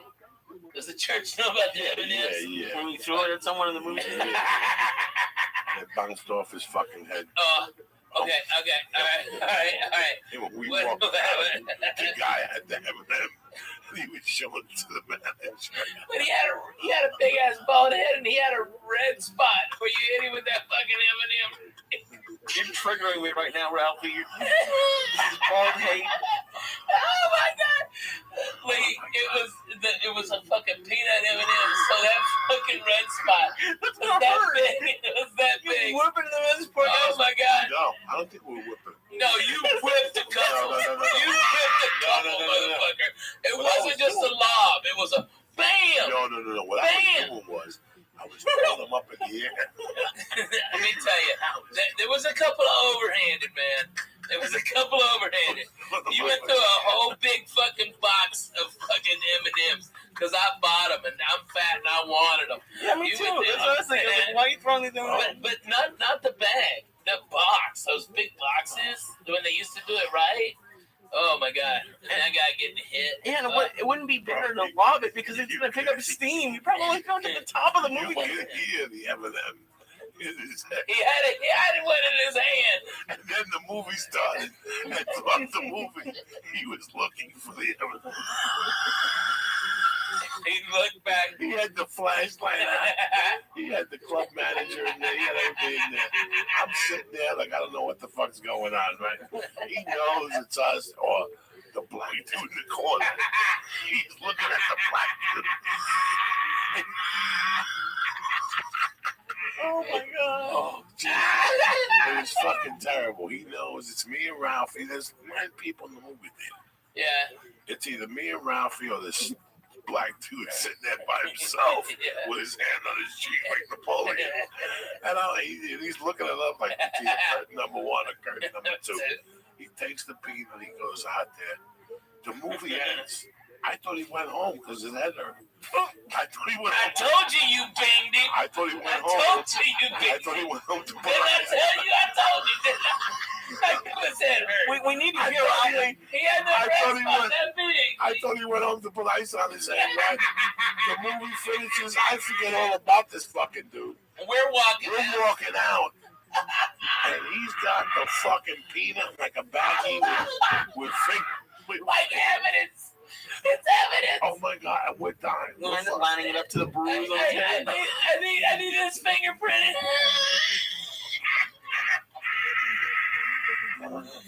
Oh god, Cooker. So funny. There has to be like a Facebook group for all the people that you tortured throughout the years. Oh my god. Look, we don't know who he is. He's a masked man. Bro, since I was a That kid, set your asshole on Listen. fire. I'm gonna be honest with you. Since I was about 6, I've been the king of the lob. What? I'm the type of guy that'll get a rock and go 5 feet away from the corner of the roof, The king of like the 11th floor. Yeah. And I won't even look down. I just go, whoops. And then take my chances. And then take the elevator down and see if there's somebody down on the floor or if it went through a windshield. Yeah, When I right. was a kid, I was fucking crazy, man. What were you lobbing? Rocks, pennies, whatever I could get up to that roof and get away with. You were gonna kill I somebody? would throw it off the roof. I didn't give a fuck. I was crazy. I did not know. You know, when you're 5 and 6, and you run around, you don't know and you don't give a fuck. And then my family took me to Puerto Rico. We went to fucking San Juan, and we got in a hotel. And the hotel we had like the 5th floor. And my mom and the ladies went out. It was just ladies and me and the ladies' boys. It was me. The kid's name was Johnny Crespo. And there was another kid there. I forget. My moms were all friends. I had to be like 7.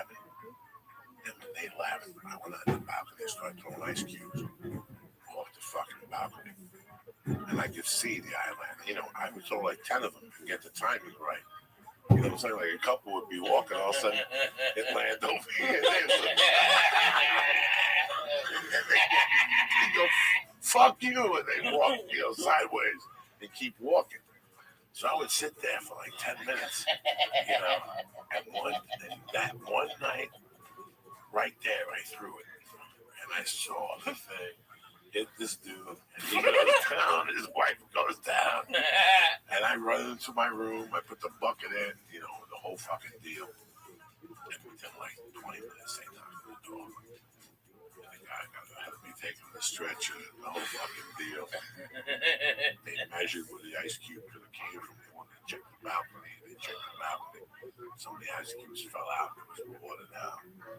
So they asked us to fucking leave and press charges. It was a fucking... I told you, I was a devil when I was a kid. I was into all that shit. That was my world. Throwing shit at people and tormenting people. That was my fucking I don't world. know if you remember, but do you have did you feel like it was exciting to do something? Did you know it was wrong? Like, I remember as a kid doing stupid stuff. I used to buy, my mom had a bar, the jukebox, there were 45s. Okay, they lived on the 3rd floor on 205 West 88th Street. And they used to be like a parking garage. People would park their cars and walk out. I'd be on the 3rd floor. But I was in the deep corner. So I would take the 45s and whiz them out my window. And they would whiz out and go down. And from time to time, you hit somebody go, what the fuck? Like I was going to put a 45 to the head. And then I turned into, once my dad, and I thought about this when I'm writing this book. I thought about that time period. It was a scary time period for my mom. One time I almost set the building on fire. I fucking went behind 88th Street and I started lighting little papers. I love doing that shit. You light one paper, you light 2 papers, and you push the envelope until the side of the building is on fire. And I gotta tell you something, guys. To this day, I remember taking my dick out and pissed. Like, this is going to put out that fire. That was your first thought to pee on it? And I peed on it, I ran away, and I went to my room, and like 10 minutes later, I saw the fire department back there and shit, and I was giggling. I was one of those lunatics. I was one of those crazy fucks. So what the house is burned down? Man, Coco, have you ever told him about what you used to do to Bobby Slayton? No, leave Bobby. Dude. Please leave him alone. Please, no, leave him alone. Oh my God. No, please, I don't want no drama over there. There's no drama. I talked about it with him this summer. We were dying laughing. No, you didn't. I did. Are you not gonna tell these people? No. Oh my God. I feel bad. I can't. Hey, listen, Bobby. All right. I need you to go outside. All right. There's a rock right by your mailbox. Underneath that rock is a package. All right. I tell you what, because I got to go pick it up. You go out there, leave your money there. All right. And I'll be right back. Okay. All right. The best was when I talked to him, he'd tell me where he was at on Friday night. He told me where he was at on Thursday. So he's at Tempe. Let's say he's in Tempe. All right. I know if he's in Tempe, I know the hotel he's staying in. Okay. So he can't figure this out. I would call the hotel. I'd have this lined up on Thursday. Once he told me on Tuesday where he was going, I would start my torture chamber on Thursday. He would ask me if I knew anybody in that town. And I said, I'm not sure, but let me call the blind Mexican. My torture chamber. And I'd make up a name of somebody who's down there. He had a particular type of cocaine. I wouldn't know at this time. I would tell him it was El Chapo's cousin. He's got the coke from 1984, But I would start setting him up on Wednesday. I would ask him, are you taking something down there? I'm taking a little bit, but I'm going to probably run out by Saturday. I'd cave him. I'm going to talk him into doing it on Friday. I'm going to talk him into doing it all on Thursday. So Friday night, he's got to struggle. And by Saturday, I got him on the hook. I got him walking miles to the corner, make the left down this alley. You know what I'm saying? All for no payoff for you. And just I'm at home howling my ass off. That's it, though. 10 minutes later. All right, so I'm on the, listen, it's 2 in the morning. It's 1:30 in the morning. I get home. But it's 3 in Houston. It's 3 in Houston. It's probably 5 in New York, right? Right, so let's say I know Ralphie's in New York. I'll call Ralphie at 3 in the morning. He knows. Yeah. If he's up, we'll pick it up. Tell God what he's doing. And I'll break his balls about spellbinders. Then we get the floor or something. When I get off the phone with him, I leave him with like a question. I go, Ralphie, here, let me know if I can do that weekend. Whatever. And when I got off the phone with him, I'm like, what can I torture him? And I called this is why I had Slate in the box. By this time, he's looking all over Tempe. He can't find no block. And this is when I set him up. I tell him I get a perfect. I call the hotel, ask him what the name of the bar is in the corner. I call the club. No Yelp. Oh, yeah, no Yelp. I call the club, ask him who the waiter is. Oh, I'm a professional. What no Google? No, and I would call him up. What's your And creepiest I favorite call thing? him, and I call him up Thursday. I call him up Thursday at 5. I know he's in his hotel room. He just had a vodka. He just did one little blast. He's listening to the Stones. He thinks he's Keith Richards. About 5:45 is when I put the first call on him. What's going on? No, I'm sitting there. Hey, did you find out you get me in? I said, listen, I'm waiting here right now. I did speak to Chapo's cousin. And he's on the mule right now to give it to some friend of his in Tucson. I'm going to bring it to you on Friday night. You know that junk you brought down here? Do it. Get out. Get the away with it. Because you don't even want this around you when this shit comes up here. The shit they're bringing is what the three wise men showed up with. And I get them salivating at the mouth. And then I call him again. I tell him that I got in touch with him. Got in touch with him. And what does he want? He tell me, I don't know, 2 or 3 grand. You know what? I like it. They're going to bring you 7. One big fucking rock.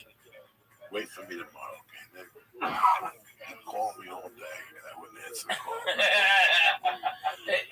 Can Coco be at my house going, nope. No. No. He'd be calling me all day, and I'd be setting him up. And then I'd call him, and I'd go, Bobby, where you at? Listen, good news, he's on his way.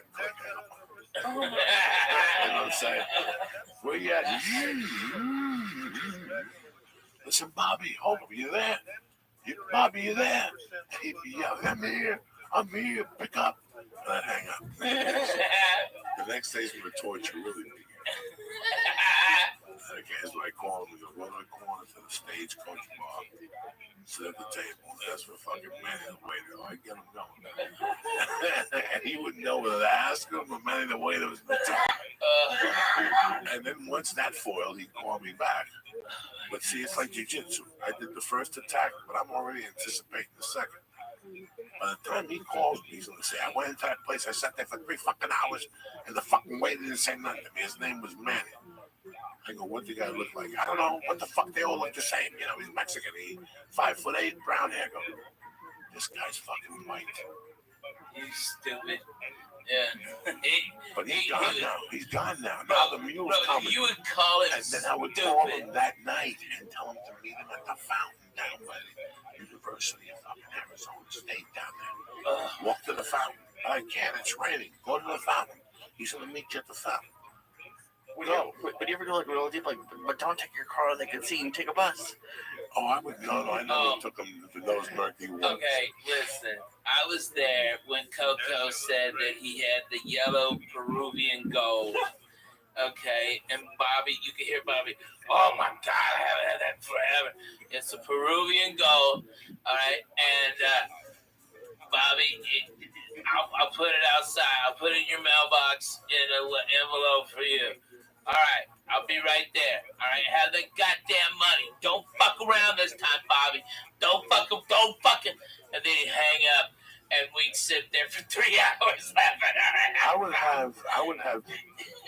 would have 3 coke dealers on the hook at one time, and I would torture 2 of them. Would just get tortured. Like if they said to me, "I'm gonna leave it in my mailbox," you just do it yourself. This comes with 1,000 stories. And by the way, this is exactly how he does it whenever we're doing like a lot of edibles or something like that. He'll call me starting 2 nights before, tell Paula to stay to her mother's. Do you have your eggs? Tell Paula to stay I don't want her to find you on the floor. You know what I'm saying? 2 days. Oh my God. That's so funny. I'm saving that acid to crack him. I'm not. When he sees this acid, I'm waiting for the fucking perfect night. You almost give me a panic attack on Wednesday, by the way. That's why I took a lift here, by the way. I never do that anymore. I took a lift here because he tortured me for about 36 hours, and I was convinced that it was the strongest, most potent in the world, and I was gonna freak out. You can take a lift home then. I had to. My car wasn't here. So funny. All right, so talk to me about this fucking Vegas thing. Man, it's great. We're at Harrah's. How many weekends a month? At first it's gonna be 4. I'm starting next week, and I go for 4 weeks. So And then, 4 weeks straight here in Vegas? yeah. It's just Thursday, Friday, Saturday, at one show at 10 o'clock. It's the best show in Vegas. Thursday, Friday, Saturday, 10 o'clock. That means you can go out, have dinner, okay, at a reasonable time, get some drinks in you, come see me. You're done at 11:30, and that's perfect. That's when Vegas starts rocking. You know, that's what it's so much fun. So they go right from you to fucking playing blackjack. Fuck yeah, I'll be out there with them. These guys are Harris. I mean, Harris is a Caesar's property. They give me chips to go out and gamble with. I'm gonna be on the $5 chip. That's fucking cool. You know, these guys are really spending a lot of dough. They're giving away trips. We ought to do one on here, bro. You know, you love your fucking fans, the church people. I love them. Why don't we send a couple of them out there to Vegas? Whatever you want, brother. Dude, let me get it together. Church guys, church members, listen up. We're gonna fucking get a thing together where you listen to Coco, all right, and my brother Lee, and I will fly you to Vegas, wherever you are, Canada to wherever the fuck you are. I'll fly you to Vegas on me. We'll put you up. You come to the show, all right. Maybe we can get some of those stars or something. I don't know. We'll work something out, okay? All right. So I'm talking to you guys like D in Colorado, Noble, Darren Noble. I love him, and my man Ookie. Ookie Spooky. I love that guy. Spooky, Tammy Winkler. Oh, That's my girl and shit. she's bad. She's everywhere. Let's give some shout outs while you mention shit. Paulo Ofoglo, Louis Hector, Jesse Lindquist, Dom De Niro, my brother, MMA Insider, Oh, the that's a good fucking one. Spanish German, Leon Vega. There she is. Tammy Winkler, aka Ookie Spooky, Julian Thomas, and Horning. I love you motherfuckers. Thank you for always doing your thing. You know what I'm saying? Our friend Yeah. Bobby Sharon had the cold today or the flu. So Everybody's got the fucking cold. Something, man. Get well. Yeah, I told him to get well. He put something up there. No, this is good. You're in Vegas for 4 weeks straight. Yeah, man. Everything slows down for a while. Then Right. where do you go for 2 weeks after that? I'm going. Those 2 weeks, I've got a weekend in Canada at 2 casinos, Calgary and Winnipeg, and then I think I got a week off, and then I'm back at Harris for a couple weeks, and then I Couple go more to weeks in a row. and then I go to Australia. I'm in Australia for 2 weeks. And you come back to Harris. Yep, go right back So there. this is how many weeks all together? 28. Nice. 28 weeks. And, you know, the deal they're throwing at me is phenomenal. You know, I mean, I can't ask for anything better. A suite that's bigger than any apartment that we've ever had. And you're gonna stay there all week. No. Well, I'll stay